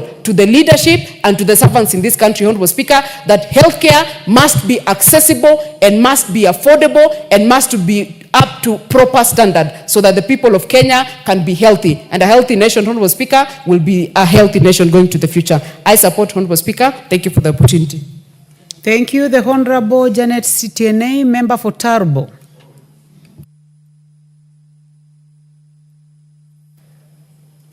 Thank you, Honorable Speaker, for giving me this opportunity to add my voice to this motion brought by Honorable Sabina Chege, and I would want to thank her for bringing this very important motion.